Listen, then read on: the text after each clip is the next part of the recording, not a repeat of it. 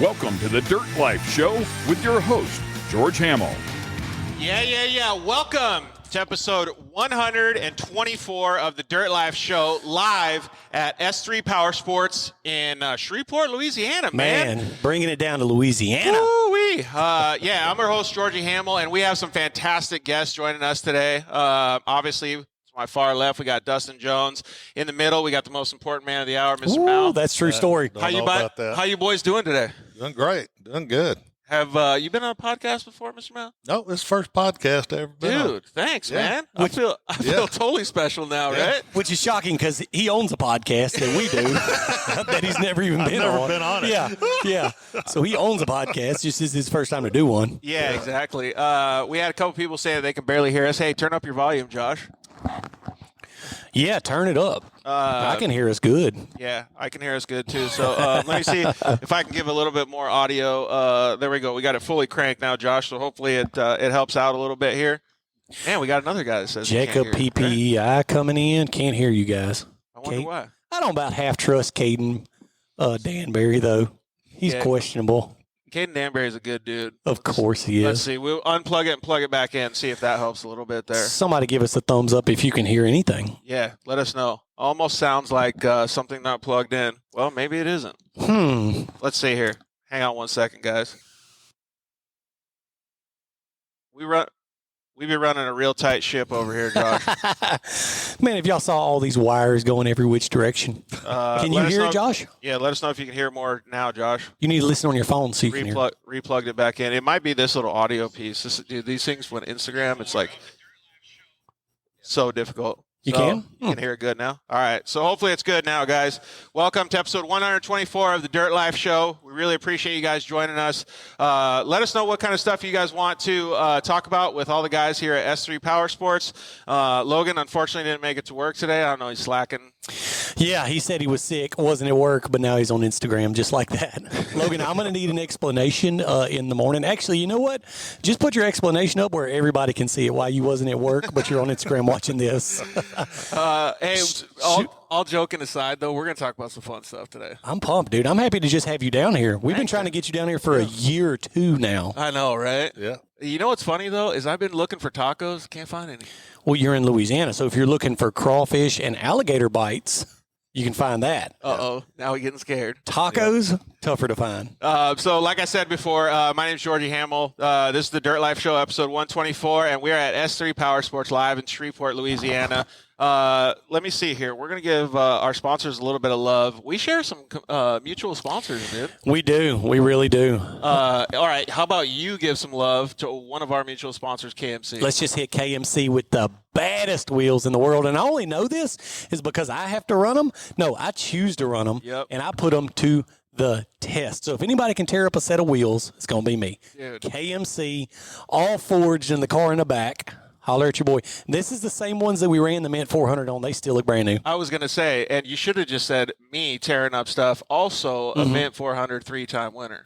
Yeah, it just feels different. You know, 3-time just hits a little different. Woo!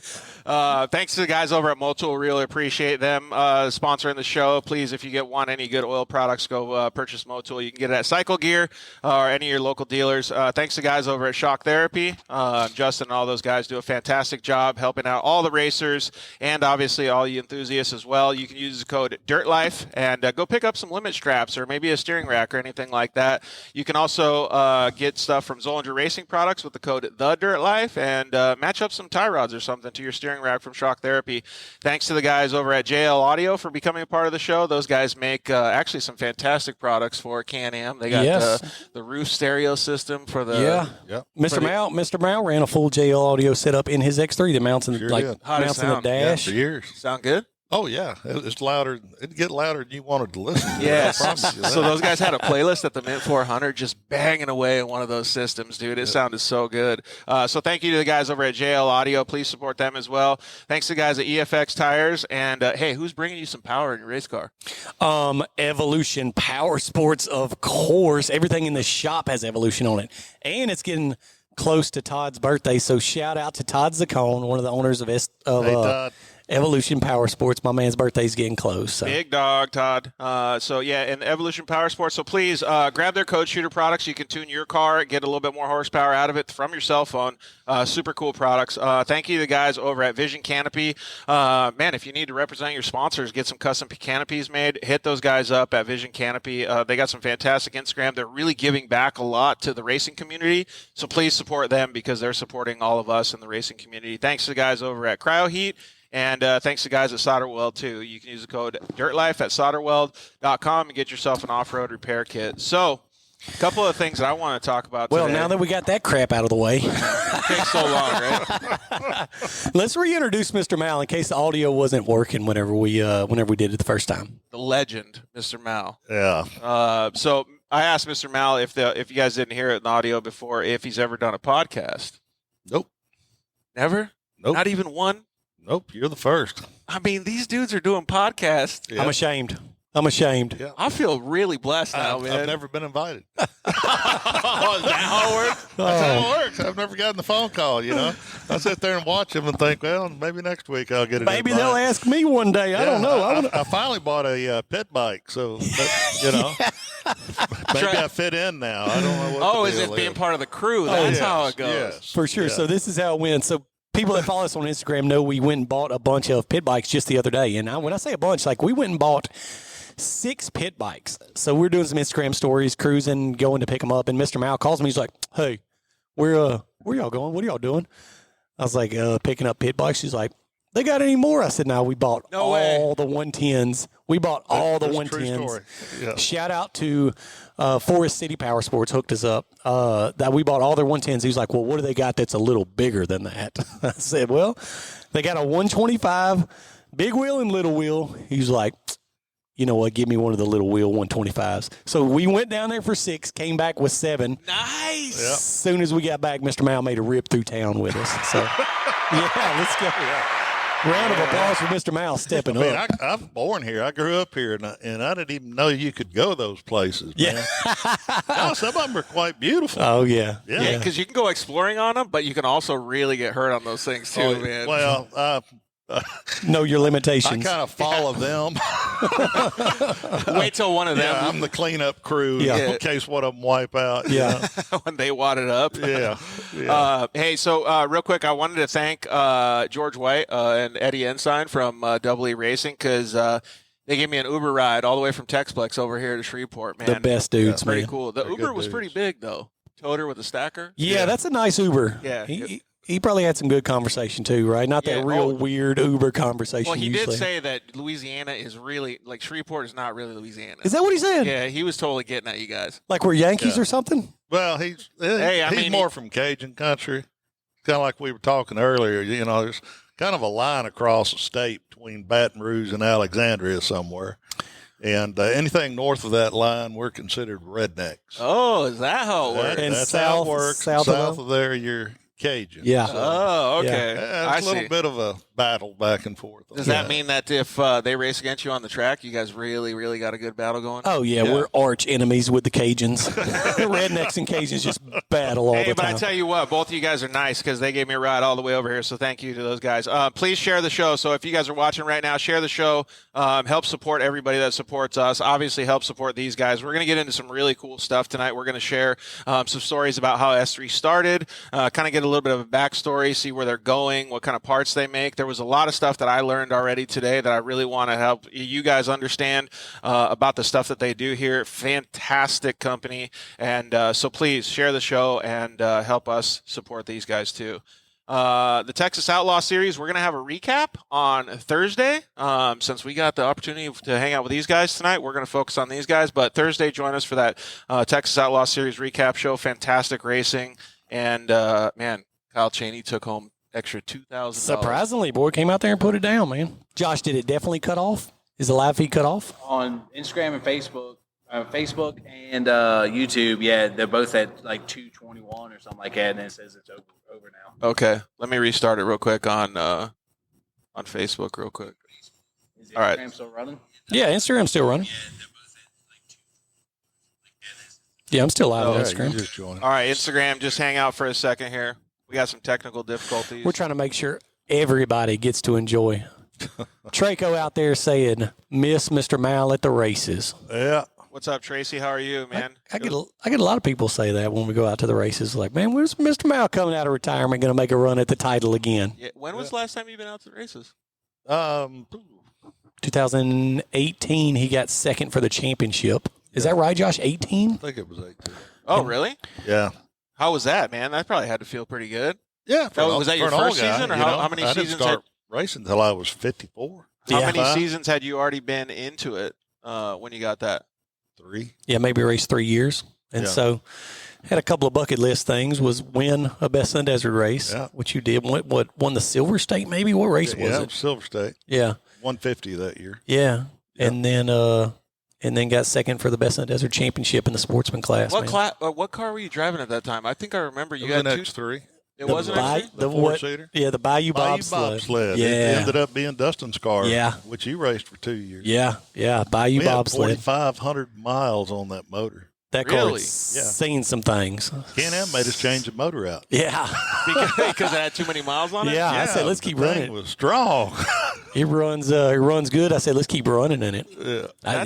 That thing hit 100 miles an hour the very last race that we ran the motor before we Really? swapped it. Yeah. Yeah. Was Yeah. the motor really tired, or was it doing No, pretty dude. It's No. fresh. It had the proper compression. Leak down, everything. Yeah, everything. Really? It was one of those factory freaks, dude. You know, you get a good rig every once in a while that Yeah. just, man, it was one of those. It And was a the factory motor just freak. dialed, yeah. Strong Yeah. till the day you put it Yeah, down. you hit 3-foot whoops and just hold her on the floor. At What's the 80. reason you don't want to keep racing? Let's see. Back surgery.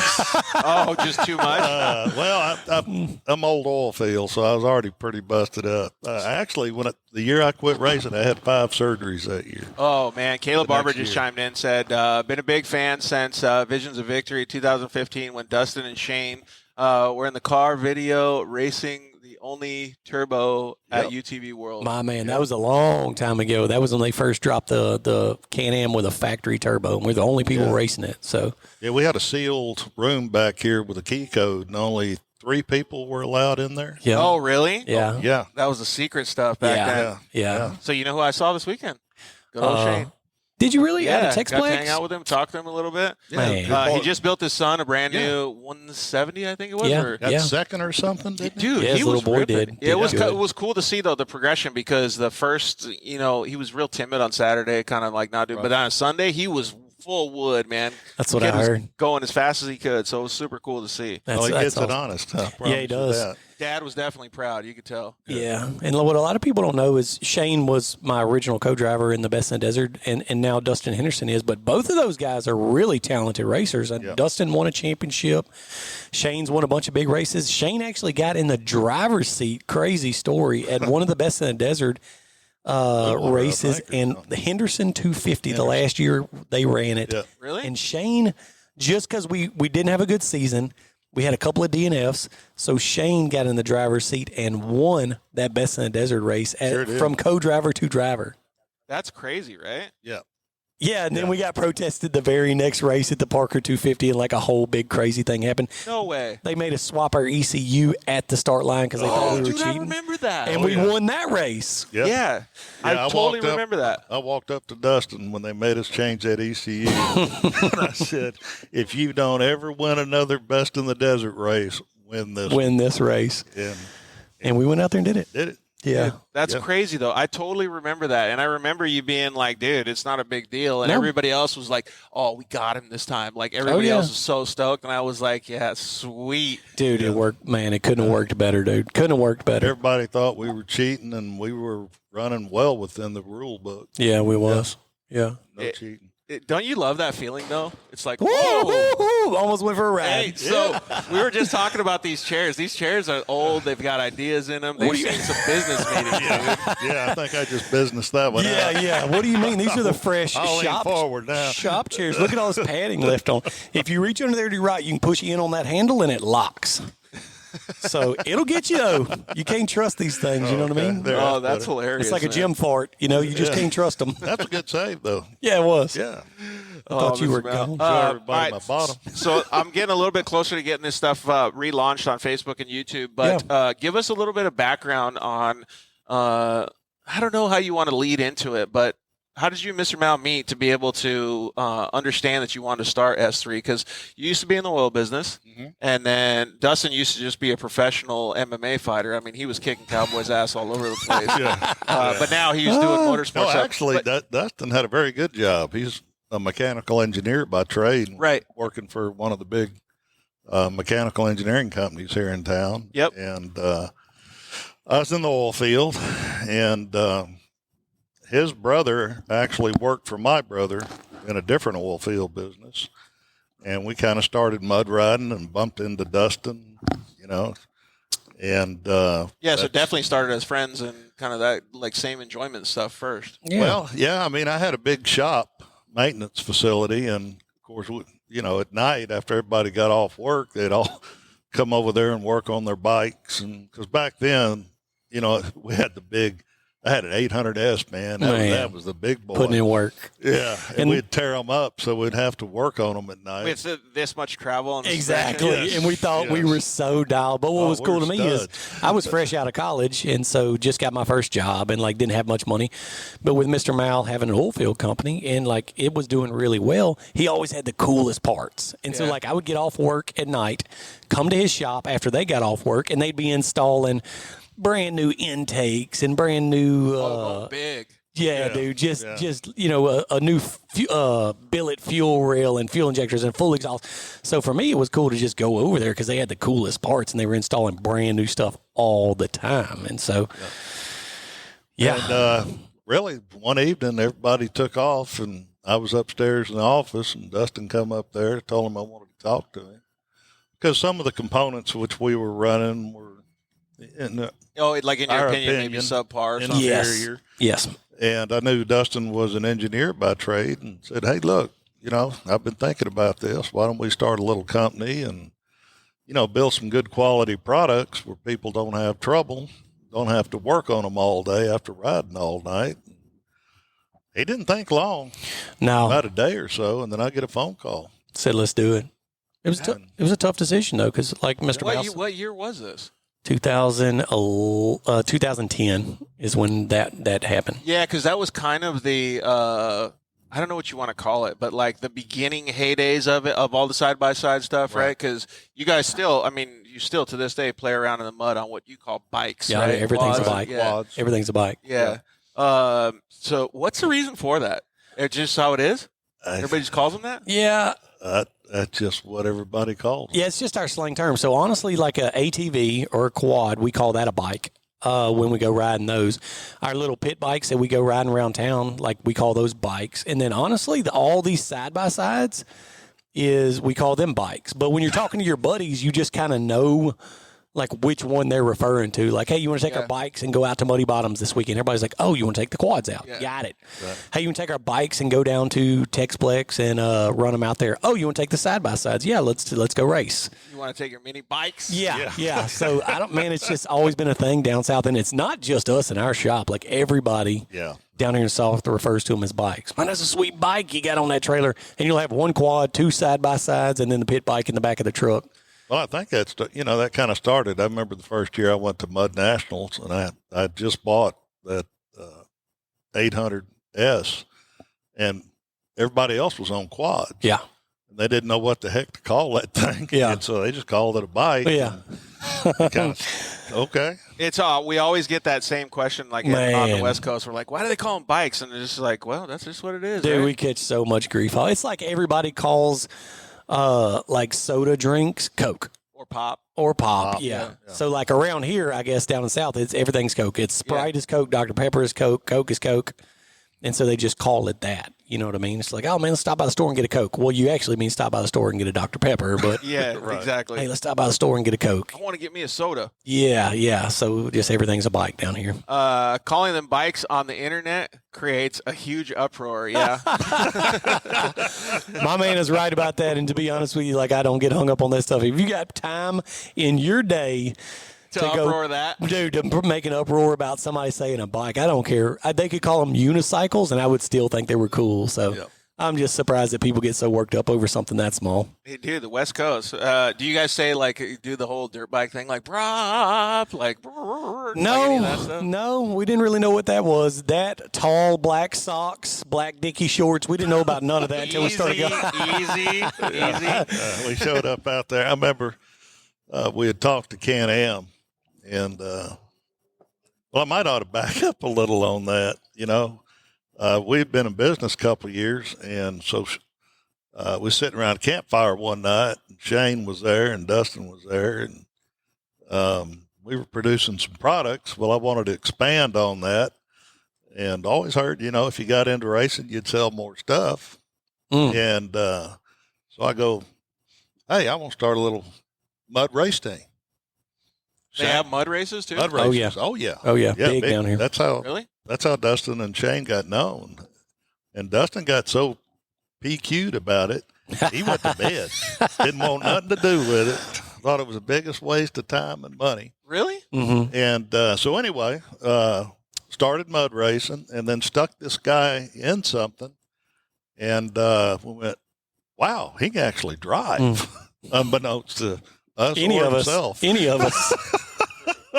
So that's how racing It's kind of weird to think about now, though, right? Like after all the championships, short course races, desert races, all this different stuff. Like back then, it was what, probably 2012 or something. Yes, that you were yes, thinking about 2012. Yeah. So like to think about it then, like, well, I guess at the time you guys are probably like, oh, we don't know what we're doing. Yeah. But like right now, it's just like, oh, that's just a drop in the bucket, Dude. Well, And they won everything. Yeah. Either Shane won the first in one division, Dustin would Was win there a first boatload in of the next competition deal. too? Oh, dude, it was They'd huge come back home then. with a car full of trophies. Yeah.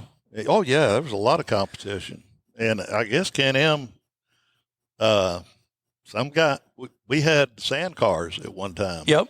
And we had met the DM out in California Kevin McPherson. and didn't even know it. Yeah. Oh, And, really? Yeah. They were having dinner, needed another desert racer, and said, "Well, why don't you call those guys? They're So it pretty kind nice of just guys." fell into your lap then? Nick Burnham, you crazy. You can drive the wheels off anything. No, I can drive a bike too. Anything. So- I funded it the first year, and Josh, who runs S3 Media for us now, and does a lot for Can-Am. You're welcome to say hi, podcast. Josh. We got Josh on the microphone over Yeah, here. we do. What's going on? We got I'm Mike. supposed to be handling the laugh track, but I've been missing it. But I'd known Josh from another deal that me and a buddy were in, and like I said, I'm in my mid 50s, and so I called Josh up and said, "Hey, dude, look, we're going to go desert racing and race two cars, Dustin in one and me in one, and why don't you come along and just shoot video? We'll call it whatever." Did you understand like what you were getting into? Because that's a lot of work, man. Well, yeah, it's a lot of money.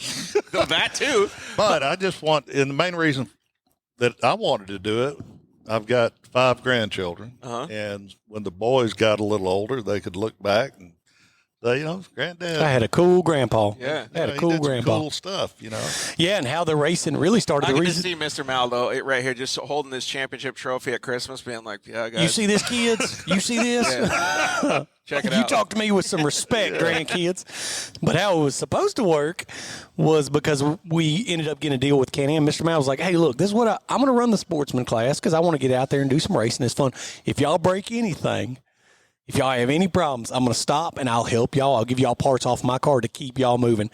First race. That's a solid move, though. Or thoughtful move. First race that we raced together was the Silver State. Well, me and Shane broke a rear axle and had a flat tire, and he came by, him and Quentin, just waving at us on the side. Actually, I think his co-driver was waving at us, and Mr. Mal was looking straight ahead like he never saw us. I never saw you. And so we were like, Burning by. what Didn't say anything. What happened to the game plan of you stopping? Mr. Mal's gone. Oh, Didn't even check up, just kept rolling. Dude, that is hilarious, man. But I was so against starting a race team, dude. I was adamant that it was going to waste money for power sports, that we shouldn't do that. We shouldn't be out there racing. We did. Right. And he was like, man, it's win on Sunday and sell on Monday. Yeah. It was a perfect storm, really, because, when we started racing, there were 2 other Can-Ams racing Yeah. in the desert? Yeah. And Three. Well, was- I don't know if you'd call that other one. That's true. It was What cars were they? That you guys- Murray's, Murray's, Sappington, and Michael Lansky. Yeah, I remember that because I actually co-drove for him one time. That was the only 3 Can-Ams whenever we started. Yeah. So, but what platform was it? What vehicle? The regular Maverick 4-seater. Right. And then we started the Again with like 3 inches of travel, right? yes. Yeah, almost. And then very we started the handicapped. year they released the Turbo Maverick. Yeah. And we built a 2-seater that he raced, and then we built a 4-seater for us not long after. Dude, yeah, I remember that. I remember seeing those things, and I remember that at the time, like I was like, I don't know, like, is this desert racing thing going to kick off? Because it was like at the beginning of it, right? Like Yeah. on the forefront of it, and it just started. Everybody started doing it, and it was like all of a sudden it just ramped up so quickly. I mean, I feel like it was just right after we got into it that it really started started Hey, catching. it was all you. Yeah, you it was built just Yeah. We were Can-Am when Can-Am wasn't cool. yeah. But what actually happened was people saw, hey, I can afford this. I can't afford a buggy or a truck or something like that. And parts were fairly cheap. Yeah.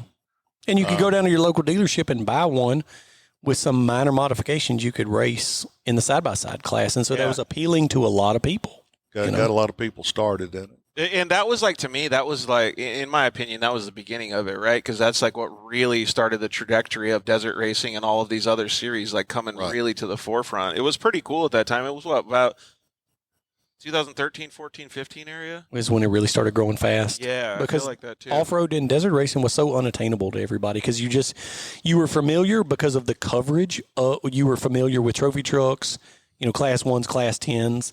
Yeah. And then some people thought the bugs were cool for sure, but there just wasn't much love out there for UTVs. Well, They when call us golf carts. Yeah, exactly. We were Yeah. golf carts. so no love and little respect for them. Yeah. And so when it started catching traction, and like UTV Underground was a big part of that. Yeah, and the 100%. Martelli brothers were a big part of pushing that, Joey D and all those guys. Yes. Yeah, the OGs, man. I remember those times. It was so cool. And then so like right around that time, you guys are probably like, well, obviously you want to do the desert racing stuff, but on the back end, you guys are probably thinking, well, there's a little market for this. Yes. Yes. Like maybe the parts that we were thinking about developing is a little bigger than we thought. Yes. Yeah. It was a lot bigger than we thought.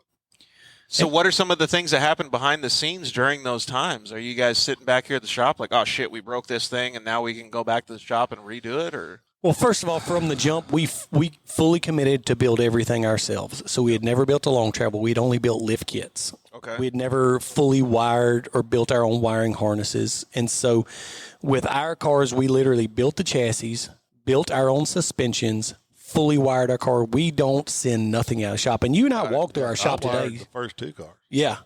And so you walk through the shop today and you see we've got a short course car and a best in the desert car getting built right here. Yep. The prep shop for our race cars, a King of the Hammers car getting prepped. All these cars that are coming through here, we fully built, fabricated, wired, sheet metaled, everything. And so on the front side, we fully committed, like we're going to do, there's a brand new short course chassis fixing to go to powder coat, best in the desert 4-seater fixing to get built. And so, we just committed we were going to do everything ourselves, and the stuff that we didn't know, we were going to figure it out. And so we had to build our own suspensions and all that. it's kind of trial by fire, but that's almost the way that things work out the best, especially in the context of racing and motorsports, right? Like you can't build something unless you know how it's going to break almost. Well, and we didn't foresee it, but it was so beneficial to us because it has made our parts better Right. throughout the years of us building stuff. So like right now, the suspension that I run on the car that I won the Mint 400 in just a few months back in December, the car right behind me that we won the Mint 400 in, that's literally our production off-the-shelf parts that's sitting right over there in shipping. Like I went and just grabbed a set of A-arms, a set of trailing arms, and put it on the car, like just straight out of our production line. So That's actually a good question that Trey Borgman just asked. He said, is S3 Racing the same building as S3 Powersports? yeah, so we've been fortunate over the past couple of years. Right now, we started Powersports with that first building that you walked into, George, whenever we walked around, and that's where we had the fabrication. That's where we were building cars. That's where we were mechanicking, is just in that building. Yeah.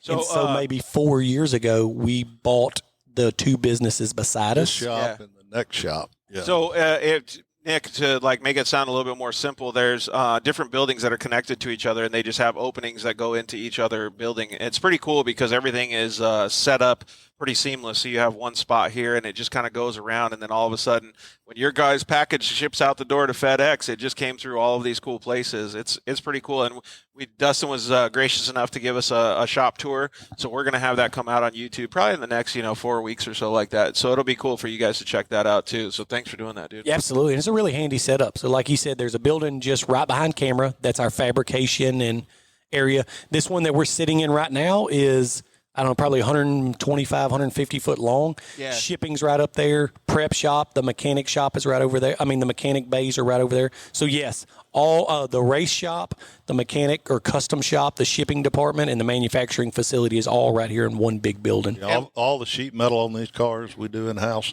When one of these cars rolls out, 100% of it was produced in-house. Yeah. Yeah. That makes you feel good, though, too, right? Like, It's proud. And so we saw a couple things. You guys should go check out the S3 Powersports Instagram page. One thing that I really think is cool, and we'll talk about other stuff other than what I think is cool, but is I call it a tub, but it's basically a chassis with all of the aluminum and stuff on it that you just built for a racer named Ryan Tewksbury. Yes, that's right. And that's a really good understanding of the level of detail that you guys put into the finished product. Like, if you see it in person, like you got to zoom in on the Instagram It's impressive, stuff. right? Yeah, looking at it in person is totally different. Like Yeah. it's so cool to see, and it just goes to show exactly what we're talking about now. Like being at the beginning of side-by-side racing to what we see now is why that level of detail exists, because you guys know what it needs. Yeah. Well, and it's evolving all the time. A desert car from 2 years ago is not the same desert car we produce today. So drastically different. And we're It fortunate. really is. We're fortunate that a lot of the guys that we work with, and Right. like some of our designers race and our salesmen's race and ride. Well, we're fortunate enough that everybody that works up here is passionate about side-by-sides, off-roading, Jeeps, and all of that stuff. And so they love what they do. So they try hard for our chassis to be the best fitting, the nicest, the strongest. Like they put effort into making sure our stuff is the best. You Right, know? and it's tested on the track, right? All right, let's go back a little bit too. So, I don't know what S3 stands for. You guys, can you tell me? Yeah, my name's Malcolm Sneed, and I'm a third. Oh, okay. And when we started our oil field company, we had to think of a name, needed something short and sweet. And my wife said, well, just call it S3. Yep. And so it was S3 Pump Service, and we were all over the U.S. And So that was easy. Now all of a sudden you just throw Powersports on the end of it. And you're That's good. it. everything ended up with S3 on the front. And it of makes for a good logo. It's a short, catchy thing. Like Yeah. it worked out good. But yeah, a lot of people ask us that. What does S3 even mean? But it's Mr. Mal's last name is Sneed, and he's a third. Yeah, I have two brothers, so everybody initially thought it was me and my two brothers in the business. And no. I like how it's simple like that, though, right? And you guys did start local, right? Like most of the stuff that you guys did was to service the things that you guys were, I don't want to say having fun with, but participating in, right? Yeah. Well, at that, even early in the desert racing, the mud deal was just blowing up. I mean, there's a huge oil field infrastructure here that had, service hands, and they were making more money. I mean, I had hands making $250,000 a year with Wow. high school education.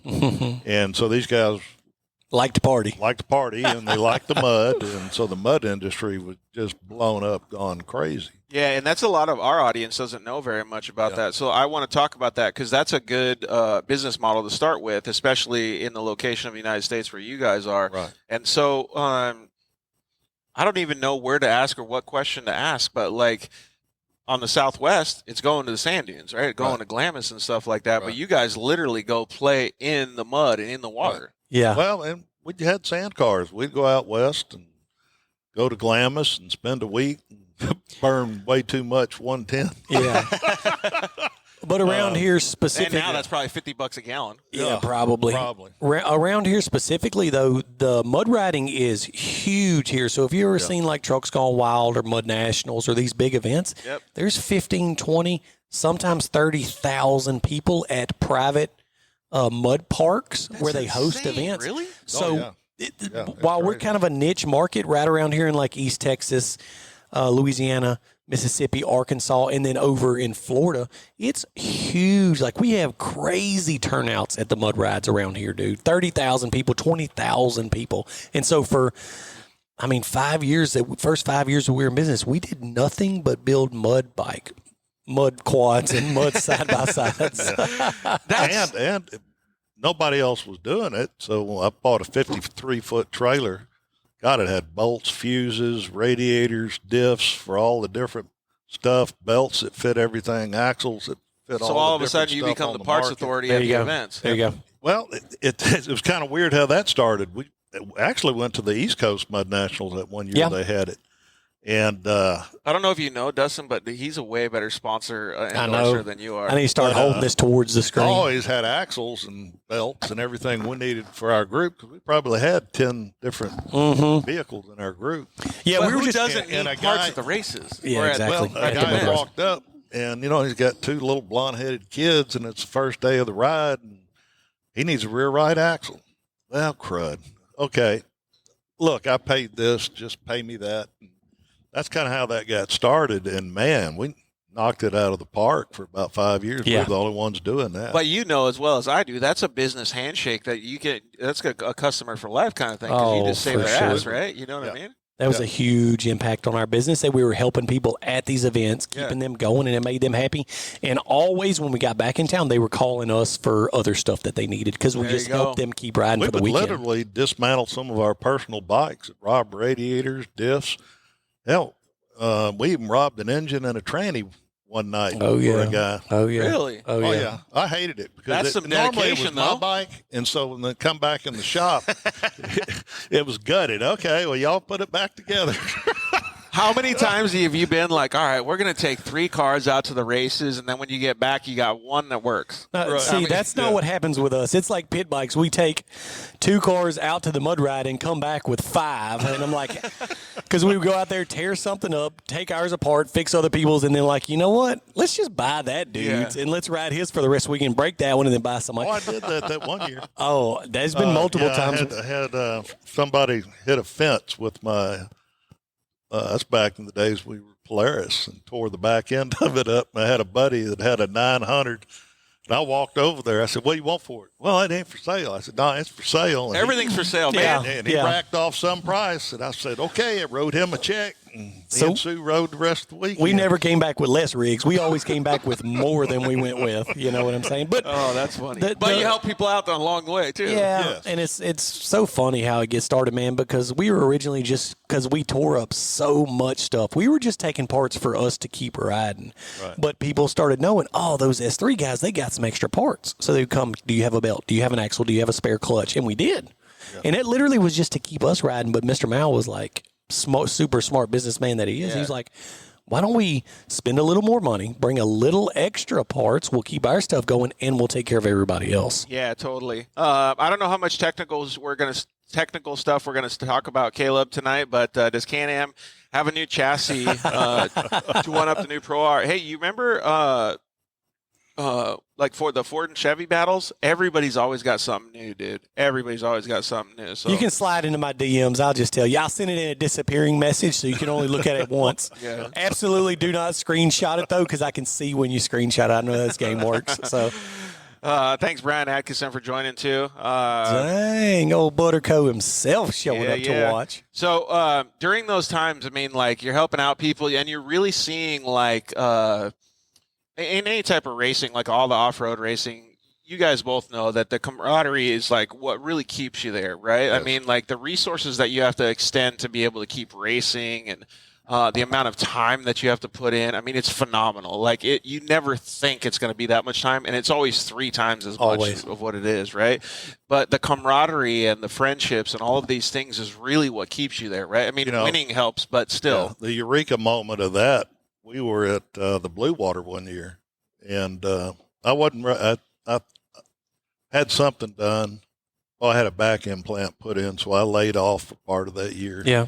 It was in the pit, and Johnny Anglin was pitted right next to us. Yeah. And we're running our race. Well, Johnny pulls in, got a blown rear transmission. Oh, shit. And his guys are like, well, that's the end of the race. And we're all sitting around, well, we know a little bit about Polaris products. You got another tranny? He's, yeah. Oh, cool. And we jerked that transmission out, got it back in there, put him back together, and got him back going again. And some other Can-Am guys came up and said, what are you doing? What do you mean, what are we doing? We got Johnny racing again. Yeah. Well, he's a competitor.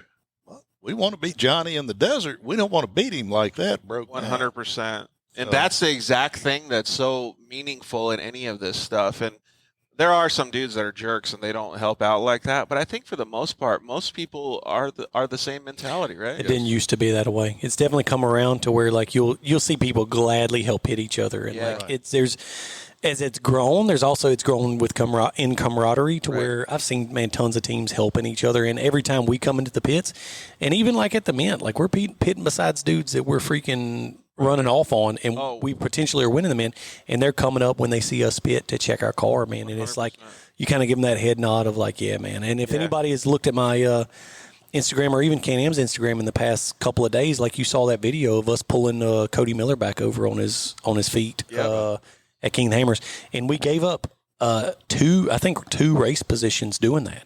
Yeah, but still, that deserves a round of applause. But that's what it's all about, right? Because if you didn't have that, then even you guys would probably get. You put yourself on an island. Yeah, and you probably don't want to go to the races because you're just out there just being a jerk, right? Yeah, so nobody wants to be that way.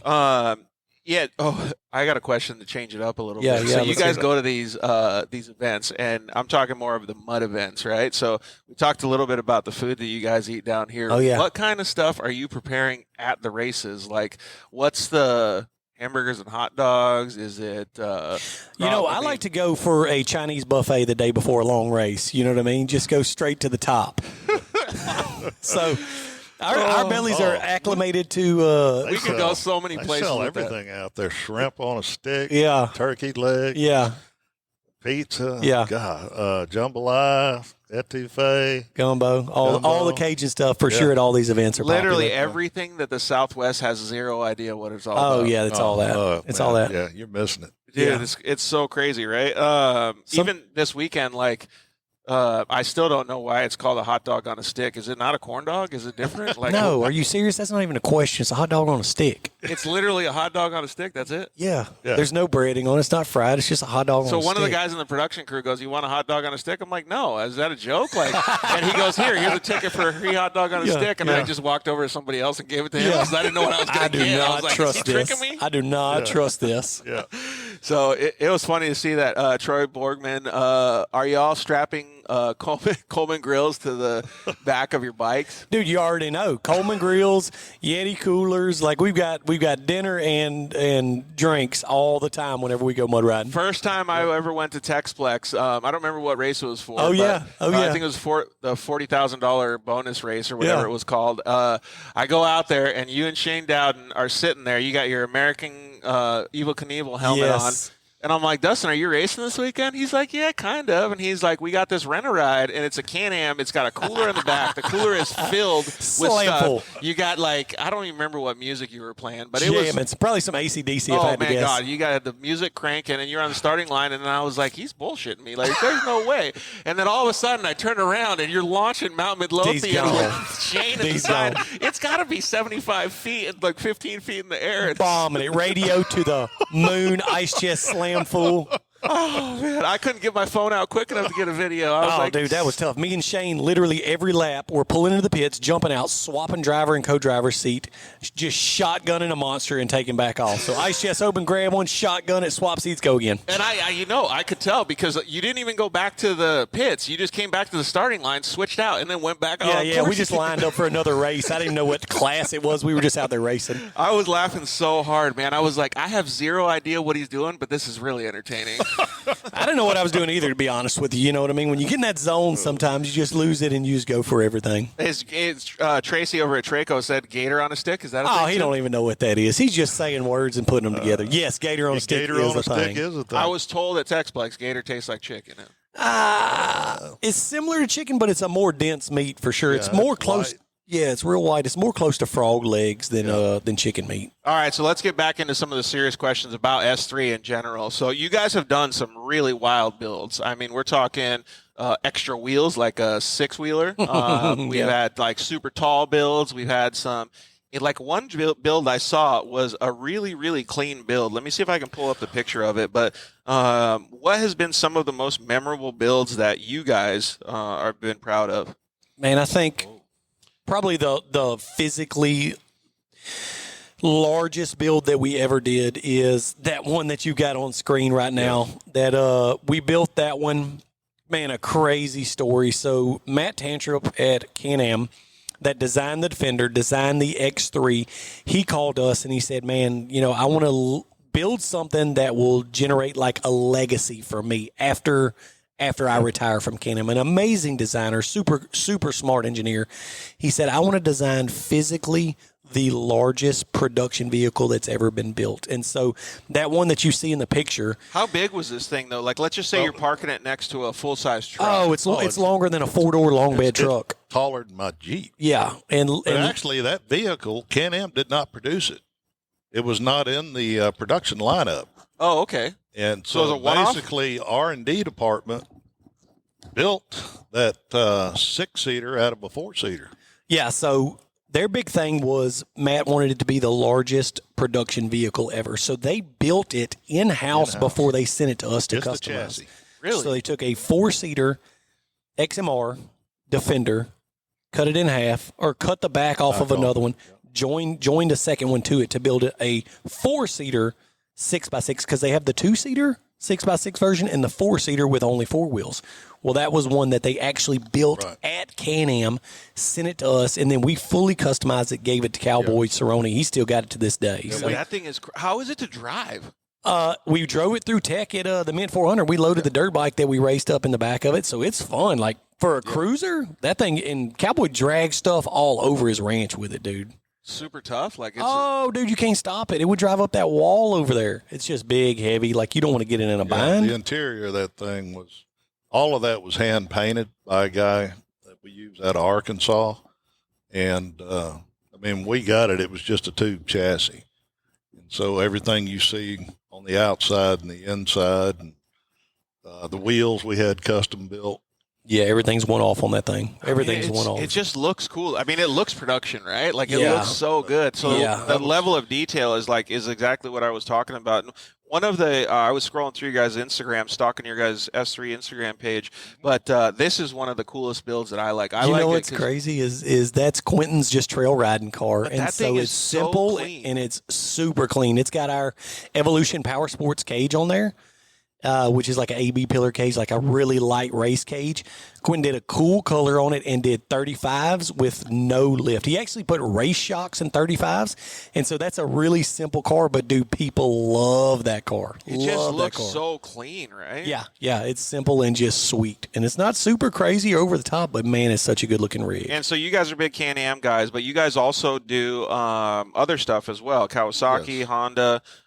This is a vehicle that we saw over the weekend. Eddie Ensign, thanks again for giving me a ride in the Uber. But this is one of the Honda Talons that you guys built too. This car actually looks really beautiful good. Car, right? Yeah. That was our first big run at a fully built Honda, dude. And that car is beautiful. The interior is beautiful, and that car freaking rips. You saw him this weekend dragging everybody on the whole shot. Yeah. Whenever we were done with that car, they had to add weight to it to make it past tech. Yeah, but that's the way to go, right? Yeah. Caden Mack, that guy with the long hair is fast. Man, you better know it, dog. You better, and it ain't just because I can drive good. It's because of this. It's long hair. When it catches the wind and it just starts crack, crack, crack, crack, popping in the wind, dog, it just gets it. Somebody said low blow, so a lot of people know us for that low blow build. That was the one with the super low cage?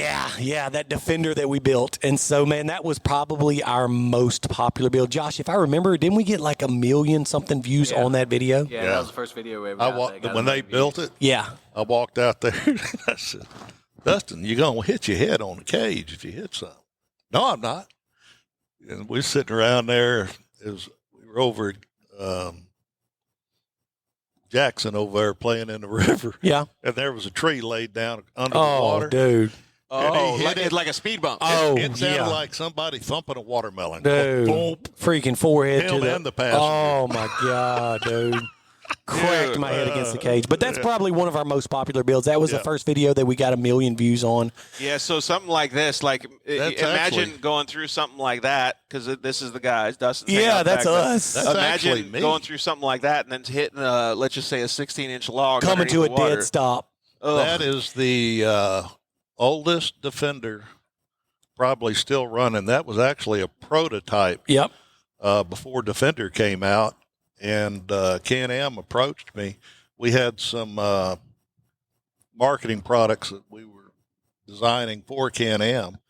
They said, if you'll put all those products on that thing and drive it all week at Mud Nationals, you can keep it. Oh, look at that. Yeah, so that thing has actually got a prototype number. It doesn't even have an MSO. Pin number. No VIN number, no nothing on it. That's pretty cool, man. While we're going through some of these pictures, you guys have a pretty good gang over here at S3. I think this is probably old. I'm not sure. That's our people. But if you guys have any time, go check out the S3 Instagram page. Dude, so proud of those dudes, man. That. What's crazy is I think that was a trip out to Sand Hollow where we took everybody really? from the dude, and just everybody got on board. Everybody I thought that came might out have been there. a local picture. You guys, you took everybody on a trip, huh? Yeah, dude. Yeah. Gosh, that was a fun week, too, man. A designer. Everybody that had a Jeep just wanted to go out to Sand Hollow for a week. And Logan, since you're sitting at home, I don't know if you're still watching, man, but you're probably out actually doing this. That ain't no lie. Yes. And what's funny is there's somebody on Instagram, and I don't know who, or Facebook, that always dogs him about never riding. And so this is the all-elusive picture of Logan actually going deep on his Renegade. On his quad. On his bike. AKA Nope, bike. it's on his bike. Just that weekend, it was a mud bike. Let's see here. Caleb asked if there's any Commander builds. Yeah, dude, we just built a sick four-seater Commander, kind of like that one of Quentin's. Like it's on 35s, stretched, full cage, full cab, custom paint job, like a sick Commander. So yeah, Heater, stereo. Yeah, dude. The most built you could build it. So yeah, I think he's using it to just like trail ride and pre-run a little bit of the 1000. They do a big trail ride out there, but yeah, we built some sick Commanders lately. A few two-seaters on 37s with no lift. Holy smokes, 37? Dude, we do our stretch kit and 37s with no lift, and they look so gnarly like that, dude. That's one of the things that I always thought was cool is like you don't copy, you're on the forefront of it, right? Like you always think of the new ideas to come out with. Like most people would think, all right, if I'm going to put 37s, I need to make this thing freaking so high. But you're thinking a little different outside the box. We do, man. It's a mixture of, because we do some rock crawling, we do some racing, and we do a lot of mud riding. So naturally, should we call it versatility? Yeah, we can call it that if you want. We can call it. To You guys design just the like that back fun. suspension is easy. Yeah. The front suspension takes a while. Yeah. I mean, because it's like a car. If you make a turn in a car, you let go of the steering wheel, it's supposed to come back straight. Well, we like to do that with all of our off-road equipment too. And that takes several tries and moving things and re-engineering to get it straight.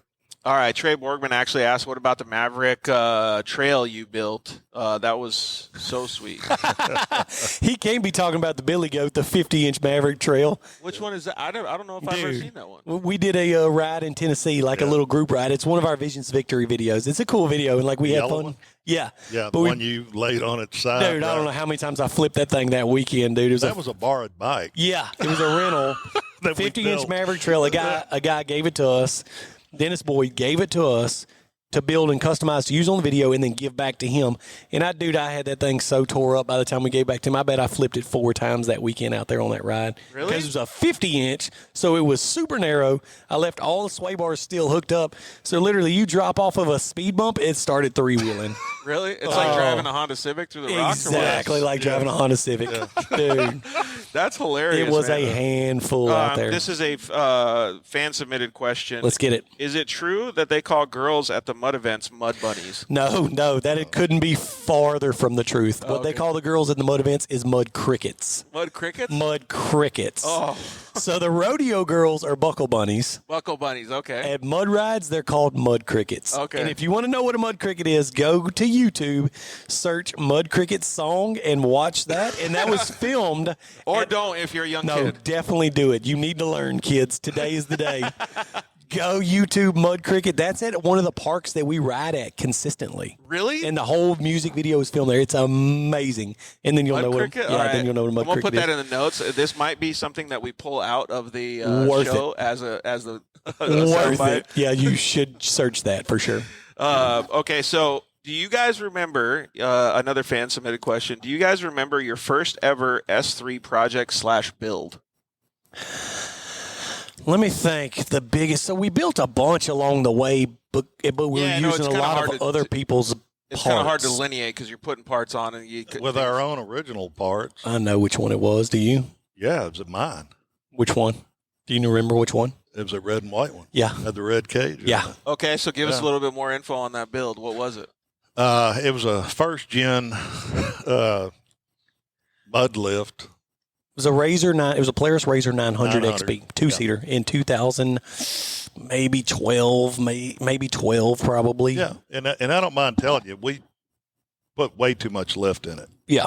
and we sold. What kind? I mean, what are we talking here? So Oh, that means with the tires still sitting on the floor, the top of the bed would hit me above my eyes, and the tire would still be on the ground. yeah, it ended up unbeknownst to us. Yeah, it was really our first run at a big lifted suspension. Like that was our first run at it, and I bet it was probably a 10-inch lift with not much longer than factory axle. So it was not great design.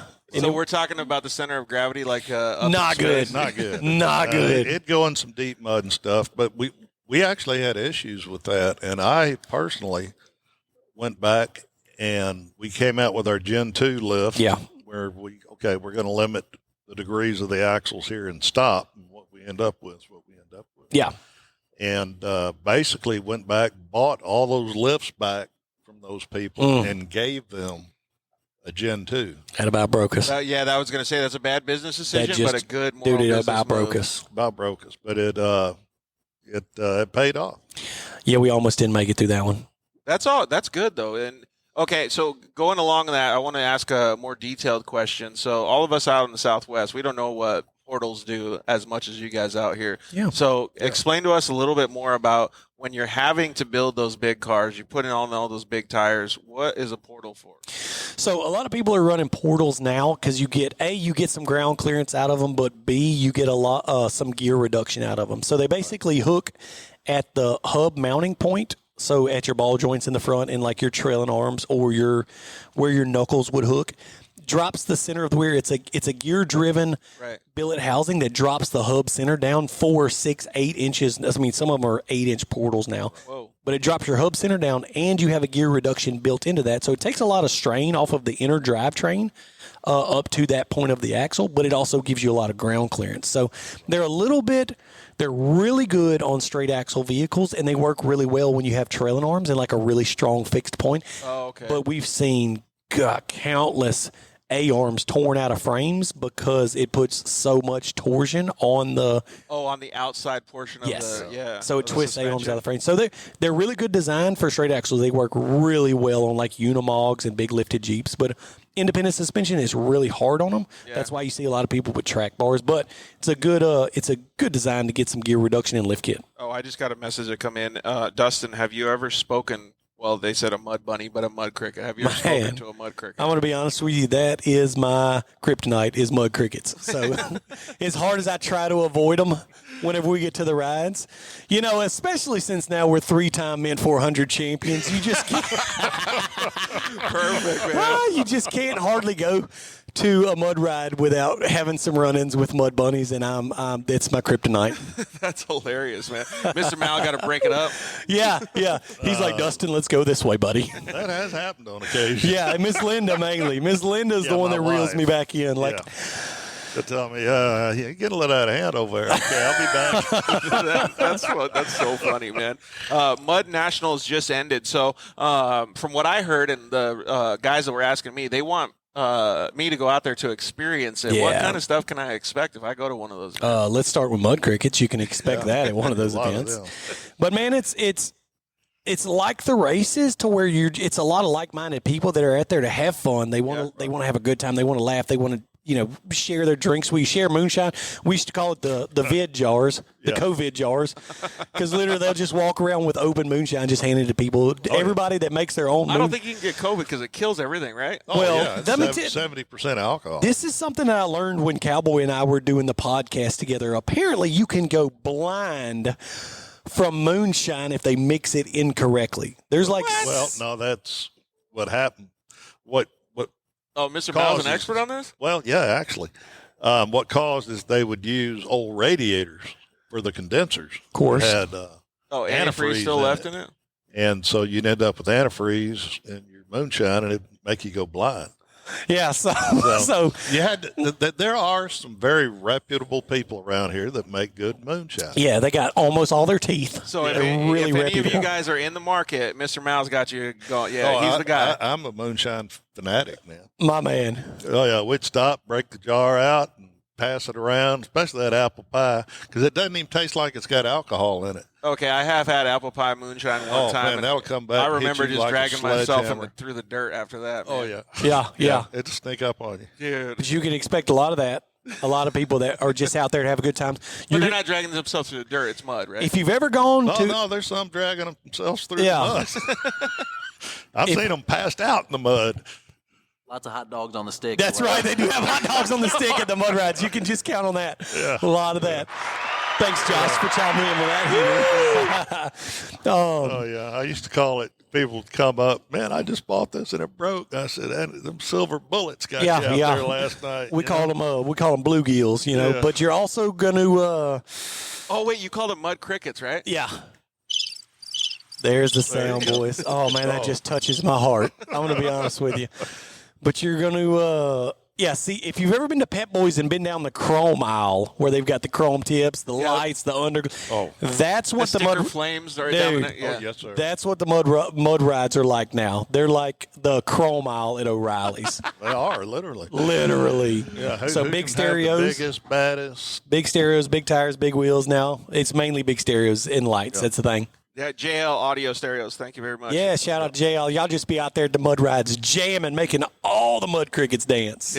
This show is going so good, man. I'm glad that you guys have us over here. Let's see here. So Mud Nationals just finished, and I can expect that. I mean, honestly, I've really wanted to go to one of these events. I think they're super fun, but I've never been to one. So, I've been to the races. I've been to all kinds of UTV events. Listen, call Casey Curry and all of his guys. Call Cowboy Cerrone, all of his guys. Call Dominic Reyes, all of his guys. And you ask who you need to go to a mud ride with. If you want your mind to get blown and you want to really be shown a good time, you need to go to the mud ride with us. And so you tell me when you want to go, a couple of months, I'll schedule one. We'll go out to Muddy Bottoms. We get to reserve that cabin. We got a hot tub. It's on the lake. Woo. And so, bro, when we go do mud rides, it's on another level. That sounds like a lot of cricket's going to be around, Oh, too. it's, Well, like man. that photograph you saw there, that Defender a minute ago. Yeah. Last time we were at Mud Creek. Matter of fact, it was kind of weird. I don't know who was shooting the video. Yeah, probably Josh, if I had to guess. Yes. Neil's brother-in-law. He was riding with yeah. Well, he was riding with me. And anyway, I started out through this deal, and literally there's that much of the roof out of the water. Yeah, that's right. It was floating. Yeah. So how do these things even drive? I mean, you got to have a snorkel, but how do Yes. they not suck in water? Everything snorkeled. Yep. So literally, Fuel tank, intake is snorkeled. The diffs are snorkeled. Do you have a snorkel as well? Because that's I think your head is underwater at that point now too, You just right? hold your breath. You kind of start holding your head out the side. You hold the bar and you run the fuel with your tiptoe. This sounds wild, man. oh, dude, Yeah. if you want to have a big time, you that need to got come a with million us. views. No, it was 1.5. Yeah, that one got a bunch of views. views So too. Caleb, actually, I was going to ask a similar question there. Price of the most expensive mud UTV you've seen? Oh man, so there's some that we built in the shop, and then when we've gone out to the mud rides, there are some wild ones. You really need to go take a look at some of our pages, and these things get full custom paint jobs. The paint job alone on some of these rigs that we build are $8,000. So Dang. a set of custom JTX wheels or some of the full billet wheel setups is. Look at this guy that just Son joined of us a right now. bee. Did he even get invited, or he just showed up on this thing? Hey, it's like voodoo. Oh wait, it's like Thank you, magic. B. like magic. Like a genie. Hey, young man, how are you? So Hunter Miller, what's up? You were man? How are rubbing you on doing? your monster can. You were rubbing on your monster can, and I appeared. Like a genie in a bottle. So, hey, thanks for joining us, Hunter. We really appreciate it. Hunter was, I don't remember what you said to me at the races this weekend, but we were like, go over there, and he goes, he gets a couple cookies, and I go, so look what Hunter Miller eats after the races. He goes, this is the treat you get after getting fourth. Chocolate chip cookies. No, I said that's the trick to getting for it. Oh, that's what it is. Okay, got it. Just keep eating good, huh? yeah, keep eating good. Make sure I'm fit. There you go. Man, you had a crazy weekend, didn't you? Yeah, it was gnarly, man. Everybody was going for it. Bro, y'all are getting rough over there at Texplex, man. It wasn't me. No, it's not usually you. I will say Never. that. I've raced with Hunter a few times, and I'll be honest with you. Last year, you and I raced, and in one of the heats, I had a lesser car than what you had at that time. And Hunter raced me so clean, and I was blocking every inside corner, every outside corner, to where he had every excuse to for sure give me the bumper, and never one time did he touch my car. And that's the first time that I was like, you know what, I really respect Hunter Miller. Every time before that, I was like, nah, screw that guy. You know what the sad part of that deal is I was actually trying to run into you, and my man. yeah. That's so funny, man. But this is the camaraderie that I'm talking about, right? Because you guys help their program quite a bit, actually building some of those chassis and stuff now. So it's pretty cool to see that everybody can have these laughs, battle on the track, and do all this stuff. But the reason that I actually wanted Hunter to join was not because of the racing portion of it. I wanted to see if he's ever been to one of these mud events. No, it's me snakes. What are you waiting on? What do you mean? I've only been snake bit one time at one of these events. What do you mean too many snakes? You know what?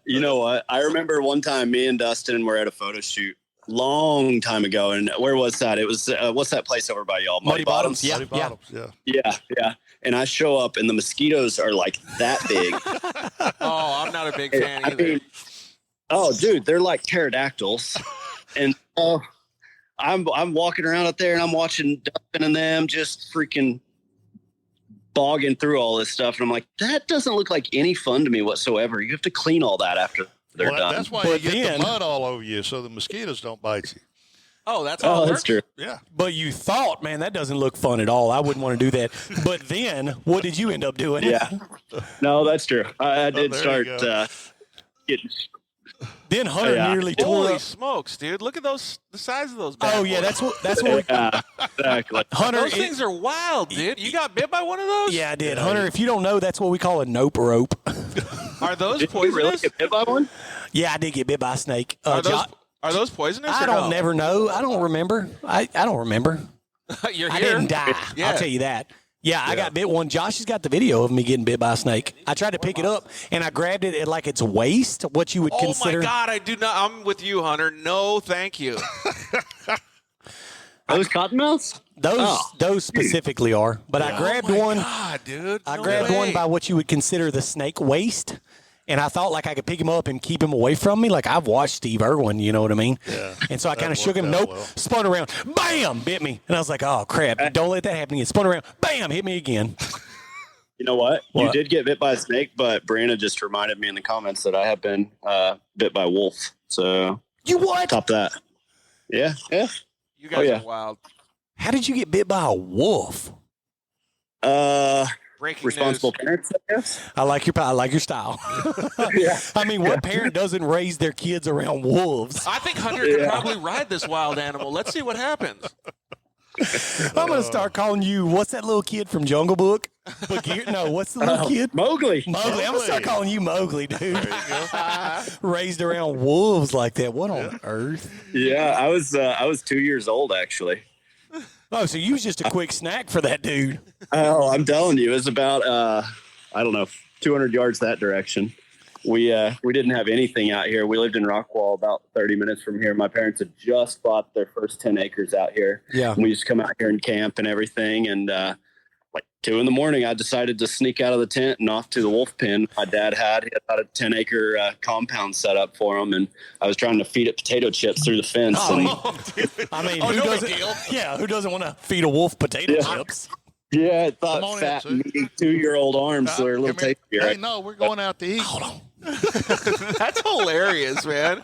I can just picture it like in my head, like when you're talking about Mowgli, I can just picture Hunter's parents being like, give him a week. Yeah. we'll let him. Yeah. I spent a extended amount of time with the Millers and the parents Yeah. at Hammers. Yeah, they wild. They would do that. Yeah, they would do that. Yeah, Josh knows. No, I already Dustin had an know. experience. Yeah. I already know Hunter was sneaking out of the tent, and your dad was like, "No, baby, let him go. He's got to learn. Let him out there with the wolves for a while. He's got to learn, baby." And look how Listen, he he's turned either out. coming back or he's not. Yeah, he's either gonna make it or he ain't, baby.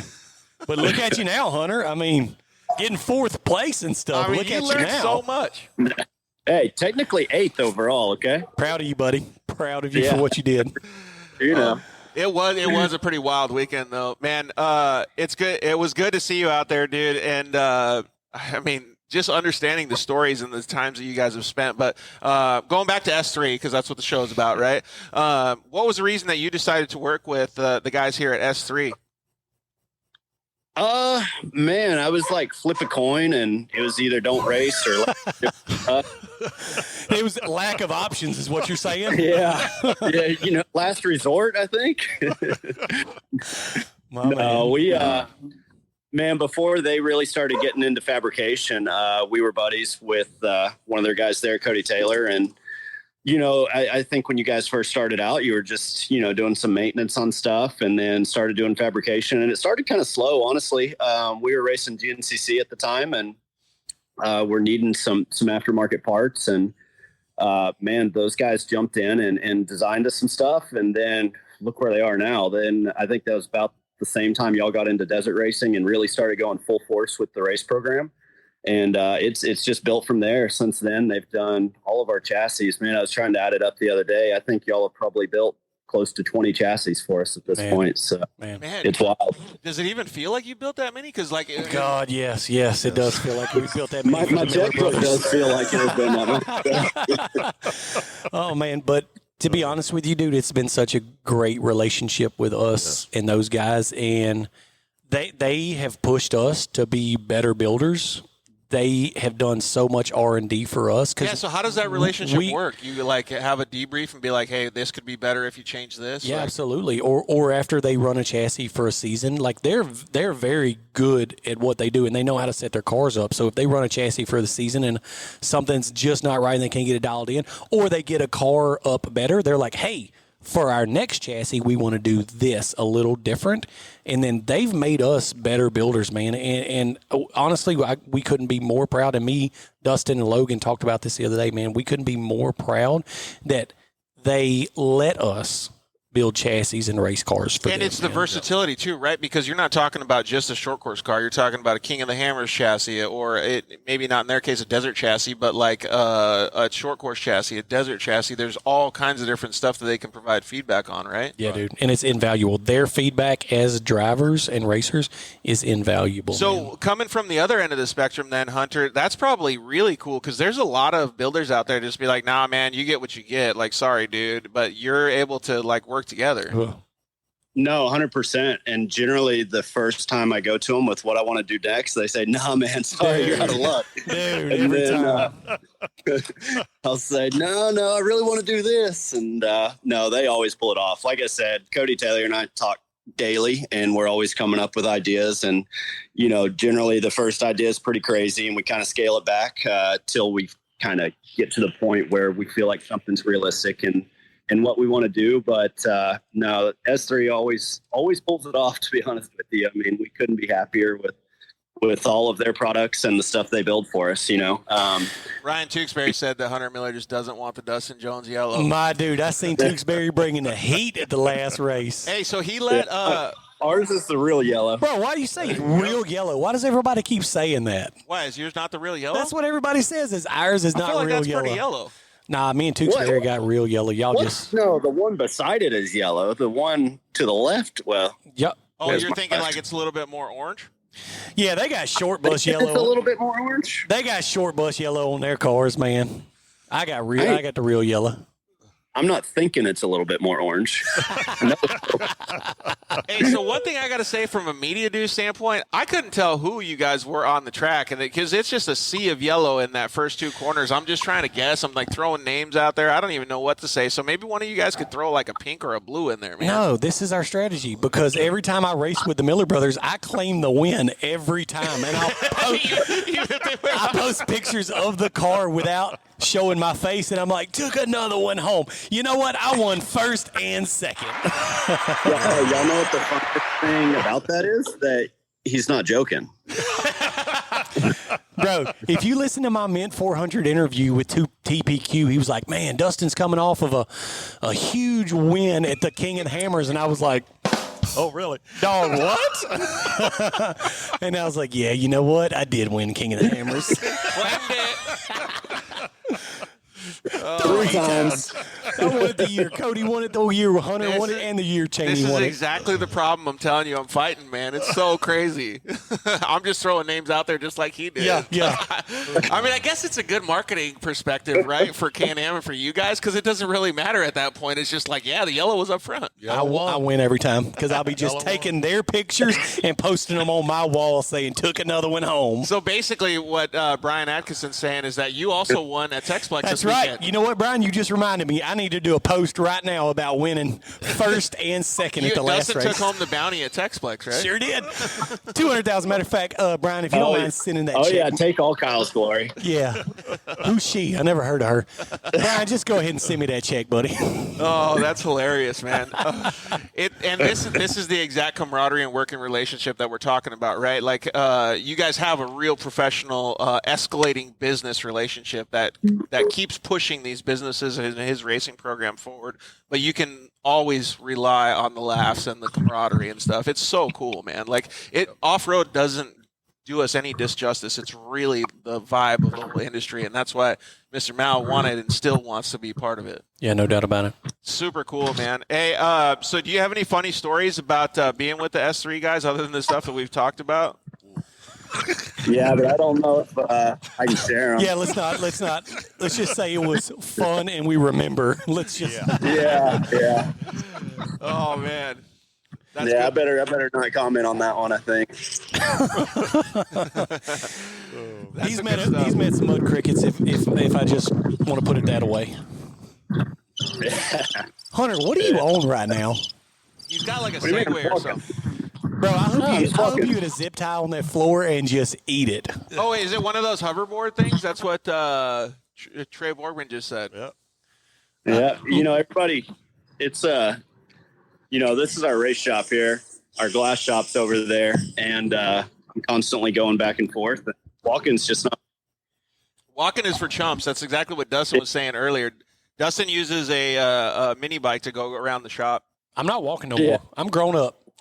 Walking for cavemen. Walking is for old cavemen. I'm not a caveman. Oh, that's hey. So since I'm like just on the search for tacos, and Dustin said it doesn't exist out here, what do you think these guys are going to try to feed me? Because we're going out to eat later. Hopefully, Josh takes you to get some crawfish. My man. See, that's exactly Bingo. what they were saying. Bingo. Dustin, are you coming to Mid-America? Yeah, I plan on going out there. I love that place, man. I think I was talking about coming in MCing at the next race. Oh, were you? And so, shout out to Jason, Joey, Tripp, all you boys. You know what? You just need to bring me out there and let me help MC, okay? Because my boy Hunter Miller, hopefully a yellow car wins, so Dustin say one. I'm getting first while I'm MCing, and my boy Hunter Miller is getting second. Yeah, because it doesn't matter if you actually even race; you're still getting first. 100%. At least I beat Cody and Kyle there, and so it's all good. That's true. That's true. Hey, what's the biggest tire you guys have ever seen on a side by side? Oh, 660s. No, there's that one X3 that dude does bounty holes in that has like 60s or 62s or something on it. Are you being it's serious? It's ridiculous, dude. It's like is that are you trying to trick me or is that a serious answer? No, I'm serious. He's serious. Really? Yeah, it's ridiculous, dude. Holy smokes. Yeah, 62s? Yeah, it's ridiculous, dude. It only drives in a straight line. They just unload it and drive it in a straight line. So what if you get sloppy in it? You just smash into the wall or what? You don't get sloppy or nothing. It will go about 17 miles an hour. Holy Holy smoke! Could you imagine that, Hunter? line. 62. No, that's as fast as you want to go with How 62s. big is a monster Yeah, truck exactly. tire? That size. Holy smokes! And they're like You know really what? skinny ones. Is it blue? Yes. I think I saw a picture of that thing. Yeah. Yeah. Okay, that is nasty. Yeah, that's impressive looking, actually. Yeah, it can't turn. So here's a good example of one. I don't think it's got 62s on it. It's 50s or something like that. Yeah, you're really going to need some Evolution Powersports power behind that 54s thing or to haul something. that around. Dude, look at that. Oh no! I saw one three that's, times that That's size. not the one. I was just saying, for example. How big do you think Yeah. those are? Like 50s? Yeah, 50s maybe. Holy, dude, 62s? Yeah, it's ridiculous. I mean, yeah, it's the O'Reilly's Chrome Isle, I'm telling you. Dude, that is just insane. All right, Hunter. So if I ever go to the Mud Nationals, you got to guarantee to be there with me. When's the next one? A year from now, you got plenty of time to prepare, big dog. Man, I got a lot of projects to figure out. Here we go. He's like, I ain't trying to back out. You got a year to be prepared for this, and all of a sudden you got projects that just came up. I got a year to be ready for KOH next year too, and I'm behind already. So I should say you're behind. Yeah, no, I'm behind. We're behind. Yeah. You know what? This is probably a good. This doesn't look like much of a race chassis anymore, bro. Oh, at least we got it to you. Whoa. This is No, actually, no, I just got it sandblasted for you. Oh, That's crap. all. look how much stuff he has going on. He's good traveling around that shop pretty fast. Like, I'm kind of wondering if he's going to eat it. I know what he's trying to do. He's trying to flex on us and make us feel like his shop is huge, but he just keeps driving in little circles. He's like, man, my race shop just never ends. It's just so big. Y'all know the bad thing is in our glass shop we had these real nice entry doors, and you get a little cocky on these things every once in a while, or just kind of forget how good I am on it. But anyway, I was going wide open up to him, and I leaned back, slow down, and the power just shut off, and that thing ejected out from under me and went right through, shattered the glass doors. Oh, dude. You know exactly what I'm picturing right now is when you go as fast as you can, full speed through a screen door. Yes. Like, just smack That's you right. what it was like. Yeah, I'm about to show y'all where it was because it's. Good thing you own a glass shop. Good thing. Yeah. Oh yeah, we own a glass shop, but that's about like in an electrician's house, the light bulbs are always out. There's Yeah. exposed wires. In the Yeah. plumber's house, everything's always leaking. The body man's truck is still in primer. The 5-star chef eating a Whataburger. Yeah, exactly. The guy that runs S3 drives the stockest car out of all of us. We were just talking about has an ice chest and a radio on it, and I'm out there trying to race it. That was so funny, man. I love that. Was one of the things that attracted me the most to Texplex. I'm like, this place is wild. I want to come They back. get down out here at Texplex. Yeah, there used to be two here. Oh. Now there's. Just said, you know what? Just put some duct tape over it. It's like one of those cars with a trash bag and tape around the door frame. Yeah, exactly. Yeah, just tape it up. It'll be good.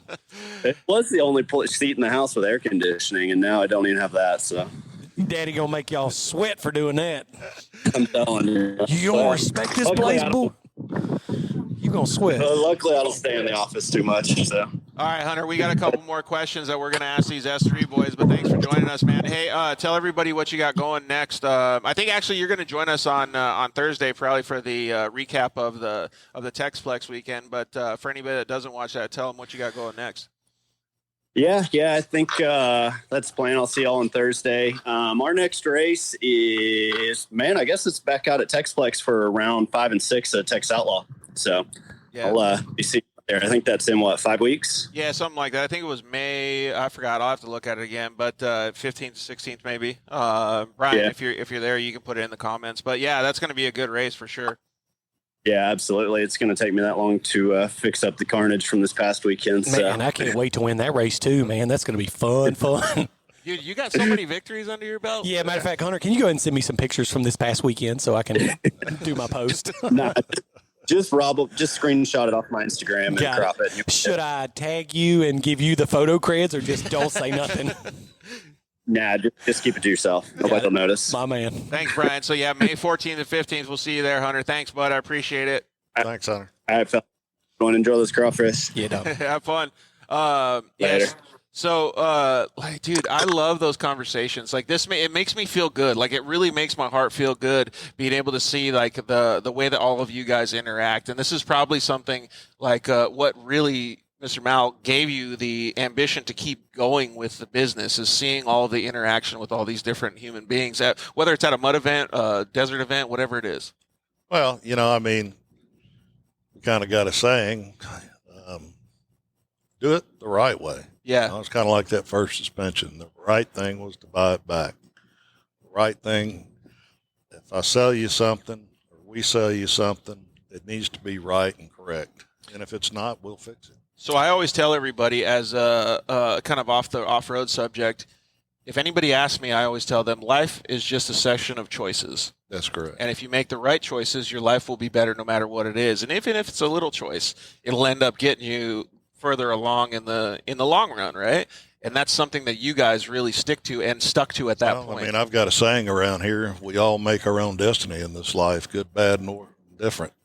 So if you want a good life, you got to work at it. Those are some things that you probably learned along the way too, Dustin, especially having a Mr. Malik teach you those things, right? Man, it's been a great opportunity to get fast-tracked on stuff like that, life lessons, business lessons, and learning this stuff. And he's always taught me, make money, lose money, break even. You have to do what's right by people.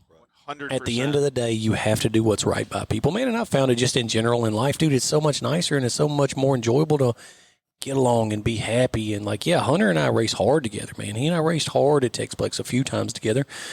But there's always a gentleman's respect in there. I know he won't get into me, I don't get into him. And even if something does happen on the off chance, you guys can understand that and you have that level of respect for each other that when you get off the track, you go, you know what, dude, I know you didn't mean to mess up, but yeah, it's racing. Stuff happens. Exactly. Hunter, steal it, man. That's please keep sharing. We'll call it this life knowledge, right?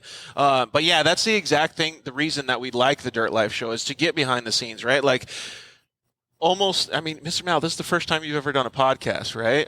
And we've seen you guys on social media. You guys have the Visions of Victory episodes. You guys have your own podcast, and really, we see all of this stuff on the front end of things, and people think they know who we are or you guys are, but these are things that we talk about to get to know who the real people are. Right. And you just saying that and understanding your moral respect for your business and your customers, a lot of people may not get that unless you tell them. Well, it's all about core values, and it's like everybody that works. This is the weirdest place for people to work. I mean, we get people that come in here and go, these guys all work together. Mm-hmm. I mean, there's no arguing. There's no one raising a voice. You have a problem, let's discuss it. Let's move forward. And people outside, too. I mean, It's like I've told my wife, when I'm dead and gone, if my epitaph is, you know what, you never screwed anybody. You were a good old boy. You can sleep good. Yeah, and that's it's exactly like what Ryan said, man. Yeah, Ryan Tewksbury really? just said that. He said you got to be able to sleep good at night. I live and die by that, Ryan. That when I lay down my head at night, I know that I made the right decisions, even if it lost us money sometimes, like us buying all those suspensions back. That almost put Powersports out of business. Not pump service, not the oil field, but almost. But at the end of the day, when we laid down at night, I could sleep good because I knew we made the right decision. As bad as it hurt, it's like what Ryan said. Yeah, 100%. And that's what the Dirt Life is, too. The Dirt Life doesn't make any money. It supports itself, and we're out here doing these things that we love because it's awesome to be able to give back to our sponsors, to give to the people that watch the show, be able to come hang out with you guys and talk about these stories. It's awesome, dude. So I'm glad that, a lot of the power sports or off-road industry is all on the same page here. So a couple other questions that we had was, what was the transition to I've told you this before, Dustin. I see you more than I see most of my really good friends, right? And you live halfway across the country. So what was the want or transition to get into desert? Because that wasn't a necessity for the business. No, not at that time. It wasn't. We didn't know it was going to be, but it wasn't at that time. It's something we looked at off and on. And then Can-Am kind of challenges, Dustin and Shane and all of them. And that's part of the life thing that you're talking about. When they go, hey, we'd like y'all to race desert next year. Well, that's a door. Yeah, it's kind of like riding the wave, I guess, right? Yeah, okay. Well, if we don't open that door and step through it, we we don't know what'll happen. So you got to be brave enough in life to step through those doors. You got to have that's some how cojones to open that door, though. I mean, like, were you guys naive, or were you guys like, you know what, we're going to go all in on this? Because, like, that's a pretty big door to open. We went all in. I'd hate to tell you how much money I spent the first year. Yeah, but I think we were too dumb to know what we were stepping That's into. kind of what Like, I'm saying. Like, we the didn't naive, know. the We didn't naive know. part. Yeah, the same way that their live show started. We literally went out to Henderson last race before the first race of the year just to walk through Tech and witness a race. Yeah, before we raced 2 months later. Yeah. That's the only desert race we've ever been to in our lives. Is we went to Henderson 250 in December, race Parker 250 in January. Yeah. I mean, first car we built off photographs. Yeah, from Google No Images. way. We had no idea what we were doing. No idea what we were doing, dude.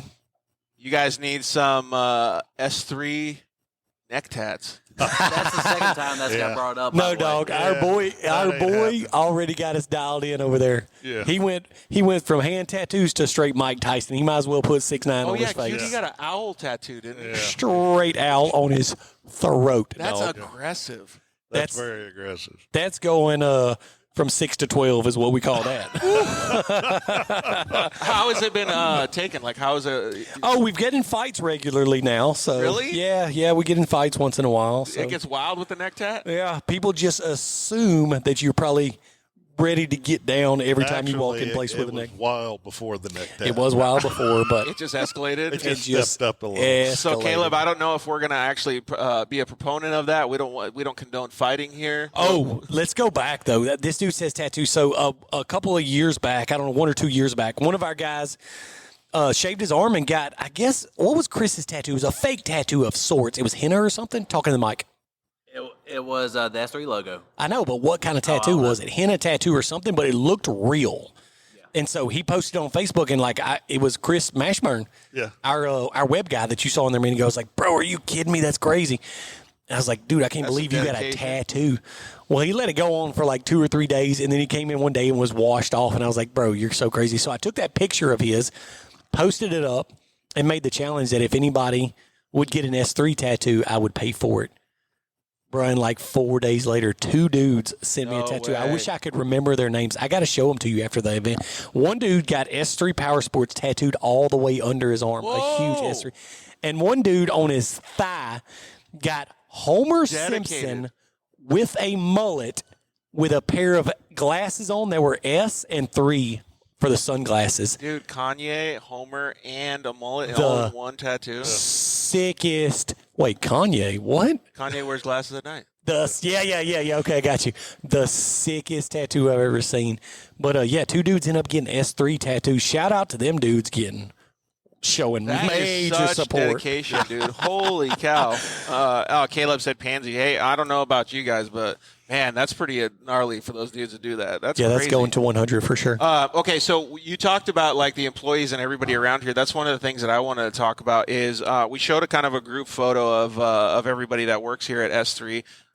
Give us a little bit more of an understanding of the people around here in the organization, and how awesome everybody is. Because even when I walked in, man, I didn't get nothing but smiles. It was awesome. Yeah, I mean, if how can I say that? Let me take a second. Like everybody here just seems like if such we're not awesome. going to do things right, and if we're not going to have fun, then let's go do something else. You know what I mean? And most of the people that work here are avid enthusiasts or racers, or it's strange in a weird way. And we've been so fortunate and so blessed along the way that there's a lot of things that you can attribute success to, but there's one thing that you cannot attribute success like this to, and it's not having good employees. Right, the human factor is always the biggest. It has to be. Yeah. Your largest asset is your employee. Right. Mr. Mao taught me early on, whenever we started going down this road of you can't do it all. You can't be the smartest. You can't be the best looking. You can't be the best spoken. You have to put people around you that can help you.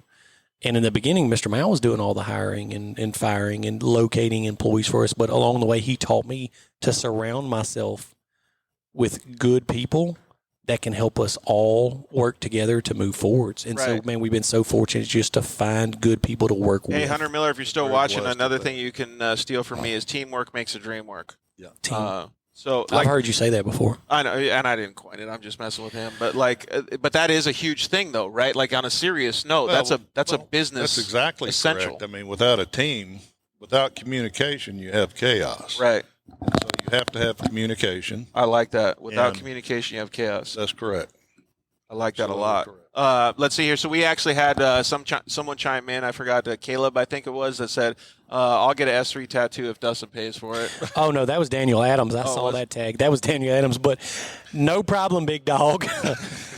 I'm going to need you just go and get that done. Send me the invoice. I'll take care of it. But don't be sending me your own invoice for the amount you decide. Send it to me from the tattoo shop. I'll pay that. I'm saying it's got to be the aggressiveness, like half cheek all the way down to the neck. 100%. I mean, like. Yeah, you can't be putting it on the bottom of your foot or nothing like that. I ain't paying for no elbow tattoos. It's got to be straight throat, neck, side, back of the head, something. Wait, who was I talking to? I was just talking to somebody the other day that they all, like their whole group, got tattoos of something. I forgot what it was. And it was Hubert and Pastrana and those guys. Yeah. Those dudes are bad about that. It was similar to that, but like their whole group got the same tattoos, and most of them got them like, I don't know what it was. Yeah. Let's just say a tattoo on their arm, right? And the other dude, the guy that got it last, he was like, got it all the way across his belly, right? Like a big one. And they go, dude, why did you get it so big and right there? And he goes, I'm trying to hide it from my wife. I'm gonna go like 2 years until she notices. We're like, how does that happen? Like, what is you're hiding it from your wife, or what? Do they just leave the lights off all the time, or what? What are you wearing? A hoodie 24/7? Yeah, that'd be the first thing my wife would notice. I know, right? Trey Borgman actually says, dude, what does DH do?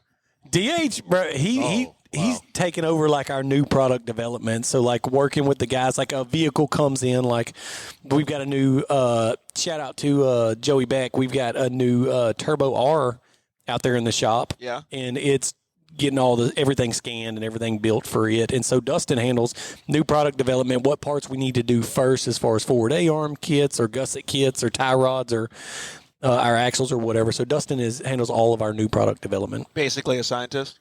Basically, yeah. All right, so let's see here. Ryan Tewksbury says, Logan has been one of the biggest helps to the Crown team. Y'all have great people on the team. So, yeah. Logan's the dude, man. Let's do that. Let's go through and maybe give a shout-out to some of the people that are behind the scenes, because a lot of these people might see the show and have talked to some of these guys on the phone or see them at the races, or like Ryan says, whatever it is. So maybe go through and see if you can give a few of these guys a shout out. Yeah, for sure. What a lot of people don't see is the girls in the front office that process all our orders. So Erica that you met a minute ago, but Shauna's right beside her. And then Sierra that handles all, making sure actually everything gets shipped to you, everything gets ordered from other companies, or everything gets taken care of. So keeping shout all out the boys to them. in line. Yeah, the emails might say they're coming from me, but they are not coming from me. They're coming from the girls. Well, we have a process here. If customer calls in and orders it, and it goes in a database from the time the order hits back there, they produce it, gets shipped to powder coat, comes back when shipping, ships it. It's all tracked. So a client can call in and go, hey, just checking on this, that, and another. And one of those girls can immediately tell him exactly what's going on with the product. And then answering the phones, you've got Logan and Boone. Those dudes are always answering any questions, man. And I hear them just as much as taking orders. I hear them just answering people's questions. People that just want to learn stuff like, hey, man, on my X3, it's doing this, and like helping them troubleshoot. Like my guys just – dude, they're always answering the phone. Yeah, but that's exactly what you're talking about too, is like they're out there doing it, right? So they know, like they literally know what the product does, or they learn it from some of the racing stuff. Dude, and they're around there. People like Tewksbury, that dude can freaking tear some stuff up. So like he's made our cars better, or like Logan's like, man, we need to do this to your car. We need to add this to your build sheet, not just for like Ryan Tewksbury, but for other people that are calling in. I was like, man, I don't know how to build a Texplex car. Yeah. Logan has built so many turnkey desert cars, King of the Hammers cars, short course cars, that literally you can call Logan and say, hey, man, I don't know how to get into this. I have this budget. Can you set me up? And Logan's like, yeah, dude, I know exactly what you need to optimize your money. If you do A, you have to do B and C or whatever it is. Or if you say, man, I've got a $10,000 budget, I've got a $50,000 budget, whatever, Logan's like, all right, I will get you the very most and the most competitive car for your budget. If your budget's $5,000, Logan's going to tell you, you need to spend your money on this, and this. So, man, those dudes just absolutely kill it. And then what a lot of people don't see, and he's off camera right now, he's talked into the mic a couple times, is Josh. Like, if it wasn't for Josh, we would be the best stuff that nobody knows about. And so Josh handles all, I mean, he owns a media company with us, and so he does all the videos, all the edits. He did the Visions Victory from the very beginning. He does tons of our social media contents. All the little nonsense that I post on my stuff, Josh does. And so he produces the podcast. Like, dude, Josh is the unsung hero because we would just have the best guys, the best parts, the best race cars that nobody knows about if it wasn't for Josh putting out content. Dude, I can't take all that credit. I mean, Chris Mashburn is a huge part on making sure all that stuff makes it down the road. You should just be like Dustin and take all the credit for all the wins. I mean, just be like, dude, true. it's me. Yeah, I freaking knock it Chris out. tomorrow. Like, you don't have to see Hunter for a while. You know? That's true. No, I mean, Chris Mashburn, you can't. I got to go check, make sure he still works here. Yeah. Because he's so quiet. But phenomenally talented. Unbelievable young man. So puts it in. those are all like the teamwork just makes the dream work, and hopefully you guys really enjoy the shop tour that Dustin was able to give us earlier. It shows some of the talented individuals. I mean, you have Cody Taylor back there designing parts. You have all of the talented fabricators that we got to meet today, and not one of them was shy or disrespectful. They all had a smile on their face and were ready to go at a moment's notice. I mean, most people get pissed off when I put a camera in their face. All these guys were like, hey, you know what? I forgot what his name was that was welding over there. He goes, you know what? I'm going to be on video. Let me go grab some safety glasses first. Yeah, you know let what me I do mean? this. I was like, that's the best answer I've heard all day. Yeah. Yeah, I'm proud of those guys, man, because there's so many more back there. Anthony that runs the fab shop, Cody, and Luke that are designers that design the sick parts, man. But the unsung heroes are the guys in the shop Yeah. that actually crank these parts out. Cord that coordinates the custom car builds and the chassis builds, man. Philip that builds our cages. Chris that helped build this short course Who car. were those two dudes that were shipping boxes? Because honestly, I've never seen hands move so fast Them boys in my put life. it in too. Yeah, dude, our shipping department kills it, man. Dylan is a guy that we've had for a few Dude, years he now. packed up Kills a it. box that was probably this big in a matter of like maybe 30 seconds, Dude. like with parts. Wrapped it up, all that. I was like, holy smokes. Well, I've came out here and worked beside him on nights when we were way behind on shipping, and like I'm trying to package and I'm watching him. I'm like, dude, how do you do this? Yeah. How do you do it so fast and so good, man? So just we've been, and he's a prime example. He came in here, had never done shipping, but I have a high school education. Yeah. Okay. But I taught myself business. Yep. Law, taxes, da-da-da-da. And Dylan did the same thing. Yeah. He came in here. He'd go home every night and research the proper way to ship, so forth and so on. And he's became indispensable at this point. for sure, great employee. But he is the bomb back there at shipping. ultimately, man, but we've been fortunate enough to surround ourselves with people that are hardworking, that are dedicated, that care about what they do. You know, if it wasn't for those guys, man, we would be scrambling around here just trying to keep it open. Yeah, and Ryan Tewksbury saying the same thing. Just surround yourself with the best people, right? And it makes your business the best as well. So, all right, so kind of going a little bit more forward then.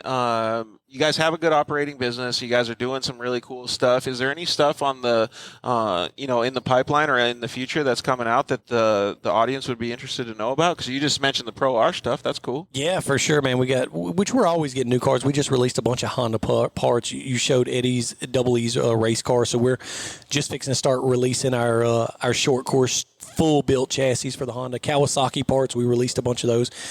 The big thing for us, man, is you saw it earlier on Mr. Miles' Jeep, is we just released our own line of Jeep parts that we build here in-house. So that's front winch bumper, rear bumper, rock sliders with built-in rock lights, like some of the trip pulling. He's running our bumpers. Joey Beck, he's running our bumper and our bumpers and sliders. Like, and Mr. Mal's out there testing parts for you. man, Just testing killing parts, it. all just He's literally killing his beating Jeep. on them. Yeah, beating on them. Yeah, well, you saw it. Yeah. He came back from King of the Hammer. Don't- Broke yeah. a joint on his axle. Yeah. He does that on his own. That's not because he's tested our parts. He does that on his own. He's just hard on equipment. Hey, what do we need for the Jeep? Okay, Mr. Mal broke it. We got to be able to. Yeah. Yeah. So Jeep parts, man, that's a huge thing for us. You saw our new warehouse we just built, humongous warehouse out there. About 12,000 square feet. I'm excited Yeah. for you guys. That place looked cool, dude. We've been so fortunate. Well, first of all, we're going to just burn down some pit bike laps in there before we fill it up. You know what I mean? Insta bangers. Yeah, we're Get going to Josh over there with his camera. We're going to do that in Actually, there. right, we were looking at buying this place. I had the key. and I just got that Commander X. Yeah. And we come over here, and there was nothing in that shop. And so, man, Except a refrigerator. Yeah. Oh, really? One refrigerator. Yeah, there was a refrigerator. And so we're just drifting around in here. 4 or 5 of us? 2 of us. Just me and you. Oh, okay. Well, anyway, I misjudged that last turn and took out the refrigerator, knocked a hole in the wall. So I ended up having to buy the If place. it's not on video, it never happened. Yeah, it never Dude, happened. he literally full drift around that huge shop in there, doing probably 30 inside this building, full drift, clipped In a side-by-side? Oh, yeah. Clipped the refrigerator with his rear tire, sent the refrigerator through the office wall Oh, my God. Seriously? behind where the cubicles are now, blowed the refrigerator through the wall. And he was like, well, guess I'm buying this building. That is hilarious, No man. exaggeration, dude. Yeah. That legitimately happened. So when Dustin goes over there, he's like, yep, Well, I could definitely work with this guy. Yeah. That was before we was all in. That was when we were working out of yeah. a one bay shop over there just across the street. Oh, And we were just looking at this place, and we were looking at a couple of more. Blew the refrigerator through the office wall. He's like, well, guess I'm going to buy it. That's so wild, man. All right, so let's do like to wind down the show a little bit. We got some rapid fire questions. You probably answered a few of these, but we're gonna have some Mr. Mal some of these too. So before we go, though, I'd like to know like who's been some of your guys' best supporters, not just the people that sponsor the race team, but customers that have given new builds or anything that just comes to mind off the top of your head. Because when you go to sleep at night, you got to really count your blessings, so to speak, right? You just be like, man, we are at a point in our business where it's successful and we have so many supporters. We have so many good customers now. Like, are there any things that come to mind when you're in that position, before you go to bed, being like, I thank tell goodness. you, it's what, for me, and we pass them around the office, but it's emails we get from customers, customer reviews. And, those come in constantly. And, man, he's called in, had a problem, they took care of it, or just a multiple gambit of things. I think Mr. Mound nailed it, man. What people don't realize is some of the private messages I get through social media and some of the emails like Logan gets or Shauna gets or Erica gets up at the front office. Literally me, Mr. Mound, Miss Linda, and everybody in the office, even some of the fab guys that have computers and have emails set up, we send it through our whole company. So anytime somebody sends a nice message to us, if it's like, hey, man, y'all did an awesome job getting my parts out. The communication was great. Thank you for being we literally send it to every employee in the company that has an email to just say, guys, awesome job. This is the feedback we're getting. So that's what, like Mr. Mal said, immediately that comes to mind of, man, just I know we're appearance-wise or like perception is we've got all this stuff going on and all the racing and winning the Mint 400 3 times. I don't know if you knew that. Three times. Like we've got all Miller's racing our chassis, like all this stuff going on. People don't recognize how nice it is to get a little bit of words of affirmation from people just in casual passing. But that's 90% of your life, though, right? I mean, you sit here and you support this business and you support the people that are working in the business and you support the customers that are buying the products. I mean, we do see all the great stuff on social media about all these things that you're talking about, but the real enjoyment has to come from being the person that you are on a daily basis, which is what you're getting back and the feedback that you're receiving. It's like me and Dustin meet at least once a day when I'm here. Yeah. And we may just BS about whatever, but at the end of the day, it's about being yourself. Right.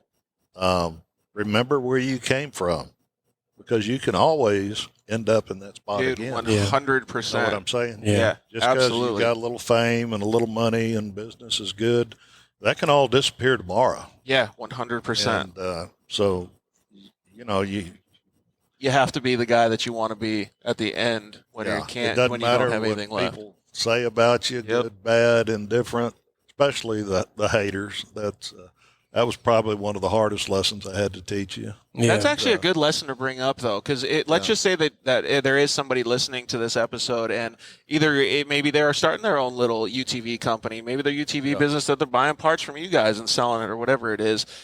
Don't ever get discouraged, because if somebody comes at you with negative connotations or comments or whatever it is, even the dirt life receives all kinds of backlash, right? Like, oh, you're doing this and you got this and whatever it is. And I go, dude, you know what?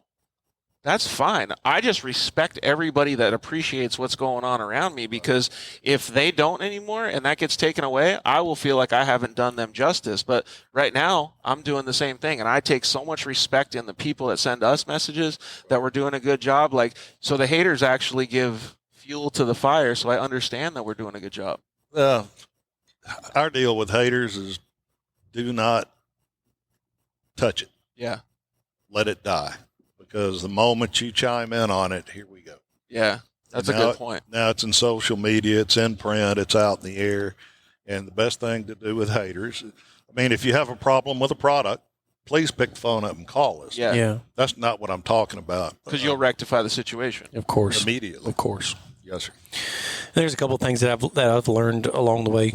A lot of it from Mr. Mal about that is I'm big on self-evaluation and figuring out how I can be better every single day. So I don't put any weight or value on people that are haters of mine, and it's grown more and more over the past couple of years as we've been in the spotlight. But because you hold yourself accountable already. Yes, but I do read what they put. I evaluate it, and I see if there's any validity to it, or if I can take something from that, and the next person that would have been my hater for me, if there's something I can change about me to where I have zero, where I get my hater zero. So if the dude's like, man, you're so arrogant in your podium speeches. I try not to be, but if I was perceived as that, I go back and I watch that speech and I say, like, where did I give that perception? Sometimes I didn't give that perception at all. I'm just like, okay, this guy's just trying to get a jab in. Right, but if it's something that you can fix, then I'm going to fix it every time. So I don't just throw away those comments, just say, I'm not even reading that. So I will tell you, that statement right there makes me so happy to hear, because that doesn't just mean that you're a good person. Those qualities go to be the Mint 400 champion, because you live your life by that, to be a better racer, a better employee with Mr. Mal, a better business person, a better person in general with anything that you do. And that's probably stuff that you've learned from him. Of course. That's so cool, man. So there's no. I was taught that. Yeah. You know, that's the way I was brought up. I'm so glad that you guys are bringing this stuff up. I know it's not necessarily dirt related, but these things are such good qualities for anybody that's watching the show in life, and then to make yourself a better racer or a better person at all, because you're holding yourself accountable and you're reaching and furthering yourself as a person. So I don't let those guys affect me and my happiness. Right. But I do evaluate what they say. I consider it, and I see if I can make sure that doesn't happen again. So good, man. And second to that, man, one thing that I always like to Hunter says he hates your hair, Dustin. That's okay. You know what, Hunter? I know, Hunter, you're just being a hater, dog. There's nothing wrong with his hair, and it's as perfect as it be. You're just being a hater, so I'm not cutting it if that's what you're getting at. The other thing that's always been big to me is kids that I run into. And a lot of their parents say, we love that our kids can watch your social media, can watch y'all's videos, and we don't even consider if they're going to see something inappropriate that they shouldn't see. Yeah. Well, it's because you already have a child of your own. His name's Gunner, but you're letting Ryan Edwards. Yeah, shout out to Ryan Edwards for taking care of my kid and not making me pay child support. I've actually, where my grandkids go to school, there's a store. I was walking out, and this young man. Matter of fact, his name's Hunter. They live next door to us now, but his dad owned a big store here in town, and he was on the phone with the granddad. And I walked past the young man, and he goes, "Hey, Mr. Mal," and he's 6. And so we start talking, and he will watch his Visions of Victory, and oh, cool, and his granddad kind of gets off the phone, looks at me funny. I said, "He watches Visions of Victory." "Oh, that's y'all?" I said, "Yeah, that's us." Yeah. I need to bring him by the shop. We'll give him the. But those things mean a lot to them. Shop. For sure. Yes. And it's important. I've always thought to take time with kids at the races, to acknowledge them, to tell them congratulations, tell them they're doing a good job. Because one day I was that kid, and I was just dreaming of being who I am now. And so I try to be a good steward of the opportunities that I'm given. Yeah, 100%. Our Boynton, I think, or Boynton, says, thank you for building a great car, still racing and winning in Hunter Miller's GNCC final car. My man, that's what I'm saying. Those chassis are still getting around, dude. Dude, it's solid, right? Yeah, I appreciate that so much. More than you know, buddy. I appreciate you taking time to Yeah, there you go. There's one of the things that makes you happy, right? Good job for giving us some positive influence. But that is really cool, and I want to end the show on a good note because to me, that's what everything is about. Like, life is literally about that because if all of a sudden this stuff was taken away, like what Mr. Mal said, you still can rest highly on your morals and your laurels, right? Like, you still have that. It's such a good way to operate life, so I'm really proud of you guys for doing that, and I know that the customers definitely appreciate it too. All right, Mr. Mal, are you ready for some of these rapid fire questions? Oh, goodness. Okay. They're good ones, though. Right. Hey, we ain't Y'all got... bear with me. All right, so you want Mr. Mal to go first, or you want to go second, Dustin? Yes, sir. All right, rapid fire question number 1. Tacos or hot dogs? Tacos. You going tacos? What kind of tacos you getting? Carnitas. Oh, Yeah, look son. at Mr. Mal here getting yeah. really with it. Carl, how about you, Dustin? Tacos for sure. And I'm Tacos going too? the honeycomb ones. We always call them the honeycomb ones. This is the ones they cook by the fire and they freaking scrape it up. Yeah. What is it called, Joe? El Pastor. Yeah, El Tacos Pastor. like. It's pork. El Pastor. Yeah, got you, Pastor. El Pastor. Dude, those ones are so good. Tacos El Poblano down in San Vicente. If you ever I don't get even know involved. what you just said. I couldn't understand none of Take that. it one step further, though. El Pastor tacos or hot dog on a stick. Ooh. I don't understand this whole hot Wait, dog on a stick thing. Is it at a dude. mud ride or is it in just general public? Oh, no, it's got to be a mud ride. Oh, hot dog on a stick every time. Hot dog on a stick. If mustard's involved, Give I me a might go with that. give me a little bit of a description. Like, is it like a big sausage or like what is Man, it? just the girthiest sausage you can imagine on Yeah, just it's a sausage. on And the you end just- of a stick. Dip it in something and then you just eat it? I Yes. do mustard. Yes. Good God. Well, man. if you're really on pro level, you put mustard into like a napkin and you roll it in there, so every bite has mustard from top to bottom, Oh, you're going all the way around? all the way around, top to bottom. Holy smokes. That's a pro level move. You don't know nothing about it yet. This does sound pretty pro level. All right, actually, this is a question we usually have dunes or the river, but let's go with dunes, the river, or is it called the mud? Is that what we should say? Yeah. Dunes, the river, or the mud? God, can I pick two? I mean, Yeah, it I sounds love like Mr. mud, Mal likes but it all. I like dunes. If you got to go tomorrow, where are you going? Muddy bottom, mudding. There you go. All right. What Yeah. about you, That's Dustin? mud. It's mud. That's where I was It's born. mud. That's where I was conceived. That's where I'm mud all the way. All right. Action shots or still shots? Actually, we should let Josh answer this first. Action It's- shots or still shots? Action we're talk- shots we're or talking like- candid shots. That's what I was about to say. Josh knows it's neither one of those for me. Oh, really? Josh knows though. Yeah, action shots or still shots. I mean, like, were we talking like the nice, clean, brand new car build on a really nice, like, high resolution picture, or are we just talking the raw, nasty coming through a sand berm or something? Yeah, like, we want something with life for sure. What you got on Mr. Mal? What do you think he's got? Action or stills? Man, I don't know. I want to say stills, but I don't know because he used to like the chrome back in the day. I remember that. Yeah. Fight about Yeah, that. he's how all many killer, times no you been filler. to Pep Boys in the chrome aisle, Woo, Mr. Mal? son, go look at I his remember- truck. Oh, I was all chrome, baby. But now I was think, chrome when chrome wasn't cool. Now Chrome I think, never. I think he likes the So- action too. So, have you ever met Arnold Schwarzenegger? He's got a chrome Hummer. Oh, really? Yeah. Gosh, dog, don't do this, I mean, George. we're talking all chrome. George, don't Everything do chrome. this. We finna have a chrome Jeep sitting in the parking lot. Stop. Stop right now. Thinking I'd do that to my 911? No. Oh, Yeah, I do actually. So, if we want to take it to the next level, we might get a chrome Hummer from Mr. Mal action shot. I mean, how sick would that be? Well, I mean, who's funding this project, George, is what I'm wondering. If you're funding the chrome Hummer, cool, let's get some action shots. Oh, man. I would love to be able to say I could. Yeah, me too. Me too. All right, so action or still shot? I like the action shot. Yeah, the action ones are definitely good. I'm on the fence, man. I'm a big fan, Josh said it a minute ago, of candid shots. So I like the shots when people are having fun together and they Right. don't know somebody's taking a picture of them. 100%. That's the way I'm candid shots all day. That's my jam. That's the way I've always approached the dirt life, so I appreciate that comment there. Let's see here. Dunes or action shots? Oh, three-wheeler or quad? Oh, but dude, how much chrome does Mr. Mal have on his? Dog. Oh, man. I raced three-wheelers back in the day. Yeah, I had a... What kind of three-wheeler are you racing? Oh, man, here we go. I had a 250R, but put a bigger jug and piston, 350R. The Ducati came out. The Honda had a 5-speed, and the Ducati came out. God, I'm dating myself. No, I remember that. We actually had a conversation with somebody about this. The Ducati had a 6-speed, so I had to upgrade up the size of the cylinder bore to a 350 and add some chrome, redo the sprocket. But I'd eat them Ducatis for lunch, man.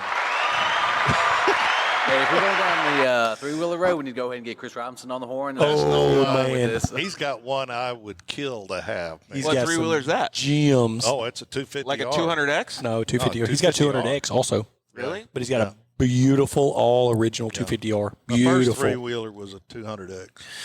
Yeah. So Mr. Mal's go-to is a three-wheeler. Yeah, clearly. We didn't they ride you as much as you ride them. That's not what I've heard before, but I'll go with it. Oh, no. Yeah. I mean, I could just see you ever watch someone race a three-wheeler? Yeah, I could just They see look Mr. like you're Mal. on a sled hanging off of it. Yeah, he's got all his gear on, and he's like, you seen him where they have their butt cheek on the peg, Drag like all the way down there? Dude, yeah. Yeah. All right, so what are you going with? So I don't want to get coloring books for Christmas for the rest of my life, so I'm going quad, okay? I'm sticking to four wheels. Bike. Yeah, I'm sticking with the bikes, not the three-wheel bikes. Oh, well, okay. Well, then let's change it up. Quad, like a, I don't know, a West Coast quad or like a mud quad? Oh, mud quad. Like the Renegades sitting up there. Yeah. My dude, Renegades, those things are I'm crazy. there. I'm there. Yeah, always. All right. So, pizza rolls or jalapeno poppers? Jalapeno pop. Nice. This is my guy right here. Yeah. What are you going with? Pizza rolls all day, and I don't even put them in the oven. I like them mushy and kind of soggy from the microwave. Yeah, Yes. I don't disagree with that. What are you dipping them in? Ranch? Is that even a question? Well, dude. Ranch. Try it with Olive Garden Italian dressing. Gosh, that's such a good idea. Dude. It'll blow your mind. Such a good idea. That's pro level move right there. Yeah. Pro tip. Coffee or tea, Mr. Mal? Coffee. Is it sweet tea, like green tea, or what is it? This is a discussion that everybody yells at me for. Like, I just drink regular unsweetened tea, and every single time I come to Texas... What are you, the devil's child? That's exactly the reply I get every single time. It's like something happened, like I just insulted Are you trying to go blind drinking moonshine? Yeah, by the time you get to Texas, it's a generally sweet tea. Yeah. Let's see. Cali Boys, I'm coming for you sooner or later in the mint. Who said that? Cali Boy AZ Tech. Cali Boy AZ Tech, I swear. Even if he wins, you're going to claim it. Yeah, just paint your car yellow and come race me, and I don't care if you win or you don't. All right, Mr. Mal. Or actually, did you answer coffee or tea? I feel like I said sweet tea. If it's not sweet tea, I'm going straight coffee. Correct. I'm already condemned. So. And I like my coffee just like I like my women. Wait, no, that didn't work for guys. That's not it. Yeah, never mind. Doesn't work the same. All right, here. Let's see here. Favorite movie, Mr. Mal? Oh, man, there's only one. And well, you can pick. Oh, only one. Yeah, I was going to say you could pick two. No, the greatest movie ever made, The Blues Brothers. That is a good movie. All right, so what about you, Dustin? Talladega Nights. Every day. That's my go-to. I put it on every night before I go to bed. I mean, I could see it. And I go straight to the scene where he talks about pissing excellent. That's where I start Talladega Nights every time. That's how you start every morning? Every morning watching that scene. So Talladega Nights for me. Perfect. That's how you live your life, man. All right. Sketchiest moment of 2021.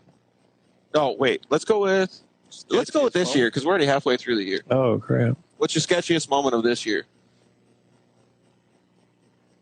I mean, Dustin had about 18 of them at the Van 400, but he still pulled it off. Yeah. Well, my sketchiest was on that Honda 125 the other day. Back in like came around. Oh, Mr. Miles' first big bike ride. Ford, he hopped around here for about a week and a half. I think he dislocated his hip. Yeah. So let's preface this. You guys got mini bikes, so to speak, right? And then, so Mr. Mal is getting wild or what? Well, all there of was us. new clover growing on the levee, and there was a turn. I Should have slowed down. All of us think we're better at riding anything than we are. And Okay. so, yeah, we immediately went to 12 o'clock whenever we got our pit bike. So 2 people wiped out in the parking lot. They did, and the Concord. Are you guys wearing padding at least? Yeah, I mean, we got T-shirts on and shorts, so we're kind of got A padding hoodie on. for extra protection? Yeah, we wear our hats backwards, so that's like a DOT helmet. I do wear a half helmet. Yeah, Mr. Mal actually does. Miss Linda Oh, said thank if you- goodness, man. Yeah. Mr. Mal keeping it safe. Safety first. Yes. Safety The thing's first. about like this, though. I mean, Yeah. it's a beanie. This dude put a salad bowl on his head and rode. Said, Miss Linda, I'm being safe. Okay, so the sketchiest moment of 2021 sounds like it's probably going to continue. But what's your sketchiest moment, Dustin? Man, we definitely had some sketchy moments in the Mint 400 for sure during the races. When I'm in the car, it gets wild. So we'll walk it on the nose. But the sketchiest moment probably is me and Quentin wrecked his 950 horsepower Corvette a few weeks back, and so Like wrecked it into what? ran it. Yeah, The one they just got? yeah, we wrecked it. When I say we wrecked it, I was This is just the in the third car. or fourth Corvette. Third Corvette to wreck. Wait a second here.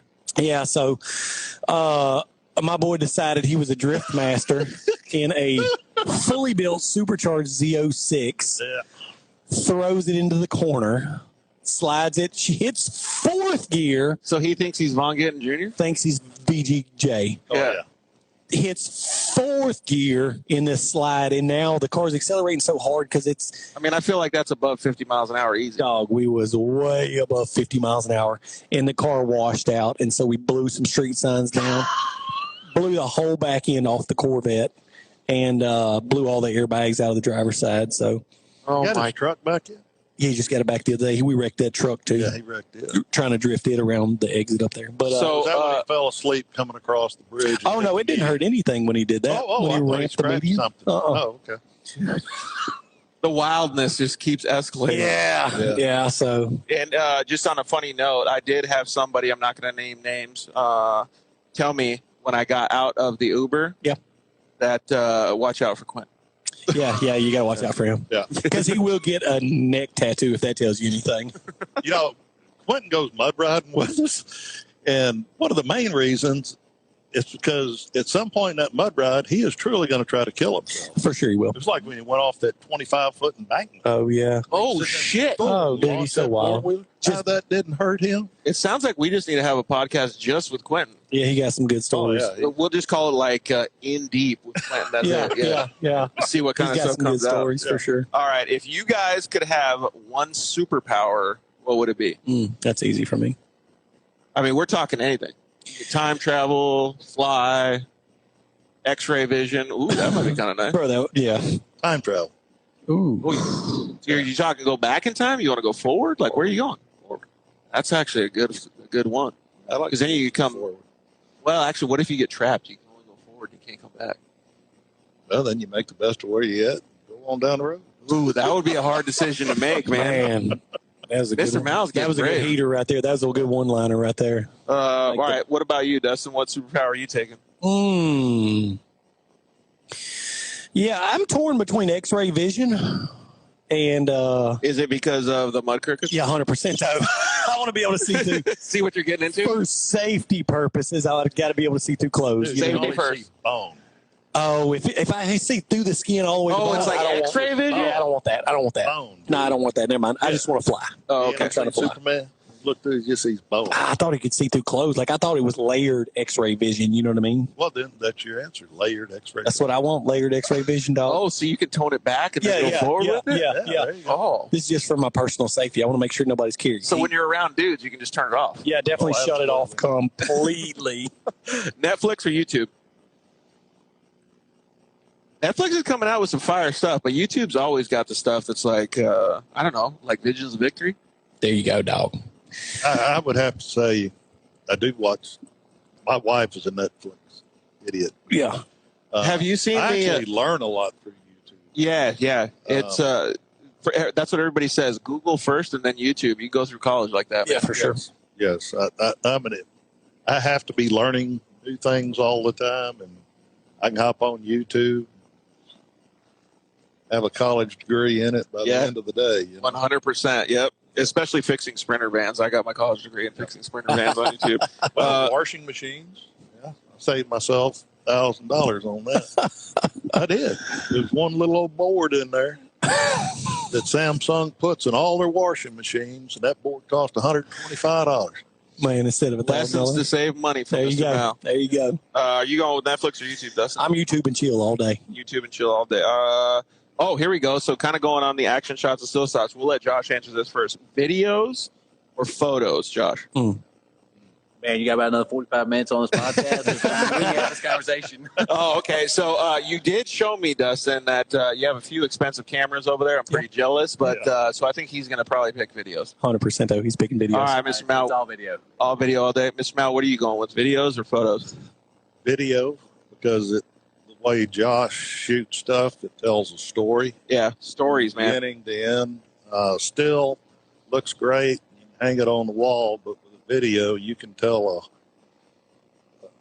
An entire story, of a guy's lifetime in 30 minutes. Or you can learn how to fix a washer on YouTube. Yeah. One of the two, right? Yeah. Wait. We got a question coming in from Cali Boy AZ Text said, forward to what future are you going to? I don't know, multiple. Kind of like his layered X-ray. Yeah, there you go. I'm going to jump ahead a little, Move around. That's what my try things out. That's what my jump ahead a superpower little would be. Have you ever seen that movie Jumper, where he can jump to those different dimensions or whatever? He's not really traveling in the future. He's just going to different places. Like that's my jam. I feel like I'd be like just I like that. because I love exploring. Yep. Get to see everything.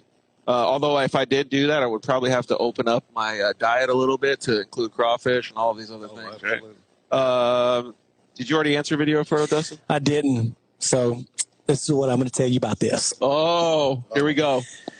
I prefer video because you can go back and enjoy it and watch it. But the reason I don't prefer photos, and I've started trying to train myself to do this, is I learned several years back that when you go to places like the Grand Canyon or like out to Sand Hollow to ride and you take a picture of something on your phone, your mind doesn't retain that as much as if you just sit there and look at it and take it in. Your mind teaches yourself that, hey, I can brain dump this because I've got something to go back to and look at it. So for me, whenever we go places, I don't often take pictures of views that we are where we're at.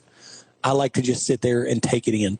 But because we do so much with Josh, like I really like the video documentary stuff. That's mainly so I can show other people the experience. Right. So in a roundabout way, I guess it's video for me. So I'm going to go halfway in between and say reels because you can include all the things. You can just have a mashup of everything. Yeah. Right? Let's see here. So most memorable race. Mr. Mal, you go first. Oh, Lord of mercy. Most memorable race. I mean, we can say anything. It doesn't even have to be in a side-by-side. Have you raced anything else? One of them was Baja down there. Oh, yeah. I was co-dogging for him. Oh, really? Yeah. We got down. We weren't too far out of La Plaza, and we're running through. Oh, God, them whoops were that tall, weren't they? Man, and it was nighttime, and all you see are fires and everybody waving you on, and here comes some lights in the back. Got nerfed a little. We pull over. Oh, God, who was that? Mark Burnett. Mark Burnett passes us. And so I'm sitting there looking up, and every one of these whoops, he is casing the back of the car. And I told Dustin, I said, we're going to pass him here in a little bit. Yep. And sure enough, he broke that chassis in half. And round mark we went. Yep. Sure did. That wasn't 5 miles later. 5 miles later. Yeah, it's crazy how much these UTVs can handle nowadays, though, right? Mm-hmm. What's your most memorable race, Dustin? I mean, other than the 3 Mint 400s that you won.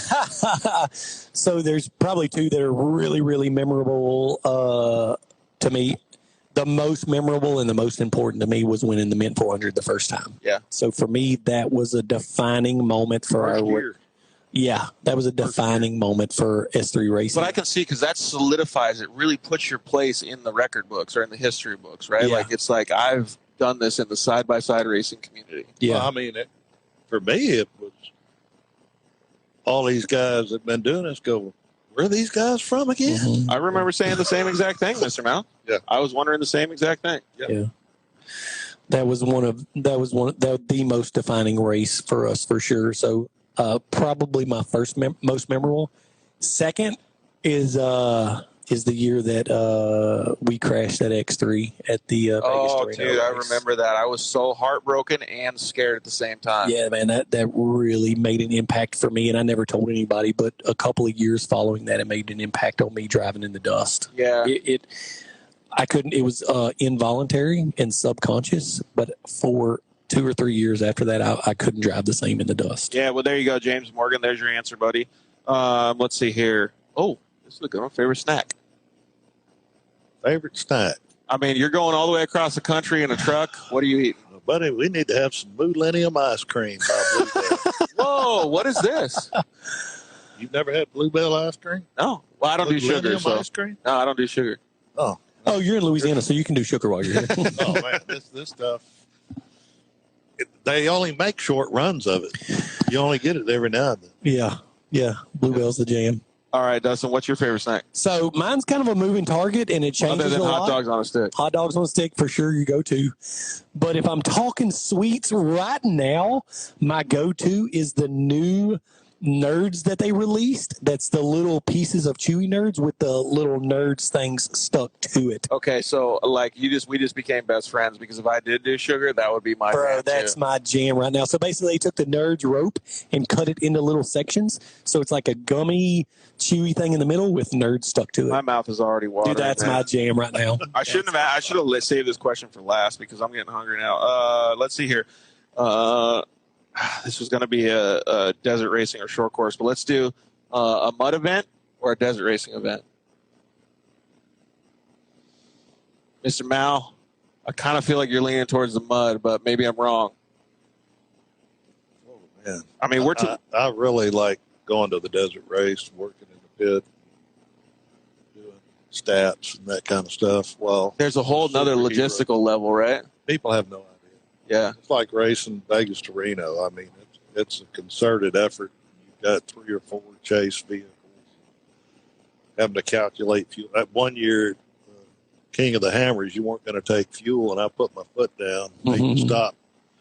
Thank God we put fuel in it because I'd calculated. Oh, really? You got it right. Run out. So that's one of the things that we always talk about too, is that it's not always the decision in the car that's the best decisions. A lot of times it's the logistical decision behind the scenes. Yeah. Certainly. That's certainly true. That's crazy. Well, what next desert race are you going to go to, Miss Mel? I don't know. You have any on the schedule for Silver this year? State and Vegas to Reno is next. I'll do Vegas. But you're going to go and check it out? Oh, yeah. Sweet, man. All right, Dustin, what about you? Are you going mud or are you going desert racing? So if I'm competing or I'm driving, it's desert racing 1,000% of the time. But if it's just to show up to be a part of the event, it's mud riding, because the camaraderie and the fun and like the experience in mud riding is completely different. It sounds like completely different. Oh, here we go. We just had man, you got a long name. Progressive Powersports Nerd Gummy Clusters. Yeah, he knows. My dude knows. Guys, that's Mike from Progressive that helped us out at Vegas to Reno last year. Thanks very much, James. Dustin had always been awesome at all the races. So you guys are making a mark even to other. Dude, speaking of awesome at the races, when me and Cowboy, Dustin Henderson, Eric signed up to race dirt bikes. Yeah. Actually, Ryan Edwards raced with us. This dude stepped in and took my driving role because it was the day after we had won the mint and I physically couldn't race a dirt bike. Yeah, so James stepped up, took your spot. Dog, put it in that day. So my boy James making some laps, putting in the heat for me. All right, what other form of racing, Mr. Mal, would you like to try? God. Is the car in the background a new desert car? No, that's the King of the Hammers car that we won the Mint 400 in just the other day. It's a very versatile car. Yeah, we've raced King of the Hammers in it twice. I've raced it in 3 desert races. And then this one over here is like an Evo built, big motor, big turbo play car. It'll blow your socks off, basically. Yeah, it'll definitely. Thanks, Todd, over at Evo Powersports. Yeah, holler at your boy. What was the question again? What other form of racing would you like to try, Mr. Mal? God, I've drag raced. No, we're talking anything. You got to have something else you like to try. Have you ever seen those sketchy ass speedboats that they have, where the guy in the passenger seat goes like this, and they got a freaking jerk? Like those guys are freaking nuts, man. Yes. Like I was thinking maybe that would be cool. I want to do monster trucks like Todd will do. Come into that. Yeah, that's sweet. Yeah. So anything. I mean, we're talking anything. Geez, I don't know. I've done so much. Everybody always answers F1, and I feel like that's. I mean, it's cool, but it's so boring. F1. I mean. If I can Have you car ever- racing? It'd have to be NASCAR. Oh, you're going NASCAR. Yeah, I mean, just you get to beat and bang and push and shove. I mean, that is pretty cool. Yeah. Have you guys seen those? It's mud boggers, but they have like the 60-inch tires, big old Swamp Ford buggies. trucks. Yeah. The Florida buggies. Have you guys done those? No, that'd be fun. That's popular. That would be wild too. Yeah. That's big in Florida. But those guys look like if they lose it, they would just cartwheel. Oh, yes, sir. Sometimes they do. Whew. All right, Dustin, what other form of racing you want to try? Man, I'm for sure going those side cart dirt bike races. Oh, those guys. Who's your partner? Who's the guy? Cowboy Cerrone. Are you guys going to switch? Can you go like driver? Yeah, we're running half the race and then swapping. The only reason I'm not putting Dustin Henderson with me, which is my freaking co-driving homeboy, is I don't want nothing to happen to him. Yes. So Cowboy Cerrone is riding passenger with me, and we're sidecar dirt bike racing. Holy smokes, that would be so wild. That's what I'm trying to get into next. Whew. Dude, I'm like kind of like I don't even know what to say Man. about that. That's where I'm at next. All right, we got 2 more questions left. Mr. Mal, who is your celebrity crush? Oh God, celebrity crush? Yeah. I don't have many crushes. Well, I mean, other than your wife, of course. Should we have Dustin answer this one first? Or is Dustin thinking about it? I already know. Oh, do you? I don't know her name, but I know who it is. Who? The girl from Wolf of Wall Street. Well, who is that one? The Josh, what's that girl's name from Wolf of Wall Street? I'm going to look it up right now. Margot. Yeah. God, His mouth dude. crush is Raquel Welch from back in the day. She wasn't half bad, brother. I don't know what that is. Yeah, I don't know who that is They either. say she was the Raquel like Welch? Elvis was for Yeah, she was men. beautiful. She used to She be was the Elvis for women. Redhead. Oh yeah, Raquel. Well, mine's Jennifer Connelly. I say it like every time. You know, the girl from Beautiful Mind or Requiem for a Dream, because those are also both my favorite movies. No, never even heard of that. Yep. Robbie. Better. Yeah, that's her name. Margot? Margot or Margaret? Margot Robbie. Gosh. That's your dog, girl? That is my jam, dog. All right. Margot Robbie. I'm sure you listen to the Dirt Life Show podcast. Yeah, call him up. So if you are like, man, just hit your boy up, slide in them DMs. All right, it's the last question of the night, and I'm not going to talk about hot dog on a stick. We're giving you guys a question. Chips and guacamole or French fries and ketchup? Chips and guacamole. French fries and ketchup. Whoa, we got 2 different answers here. I know Dustin's already answered that on the show, but man, French fries and ketchup. What about French fries and ranch? What are you going with that? I would, every once in a while, you know what I mean? I just put the tip of it in some ranch. I'm not going full French fry in. You're not going full wrap it in like you would hot dog on a Not stick? like hot dog on a stick. Not the same. All right, is there anything you guys want to talk about before we bail out and go get something to eat? I don't think so. I think you did a pretty solid job tonight. I'm going to be honest with you. I feel like this was a lot better than all of your previous Dirt Life shows ever. Yeah, number 124 is the best. For sure, this has been far better. Some of the other ones put me to sleep, like the Sierra Roma one. Man, what a great episode with Dustin and Mr. Mal here at S3 Powersports in Louisiana. We appreciate them having us. Hospitality was awesome. Appreciate you guys hanging out. We love you guys. See you next week.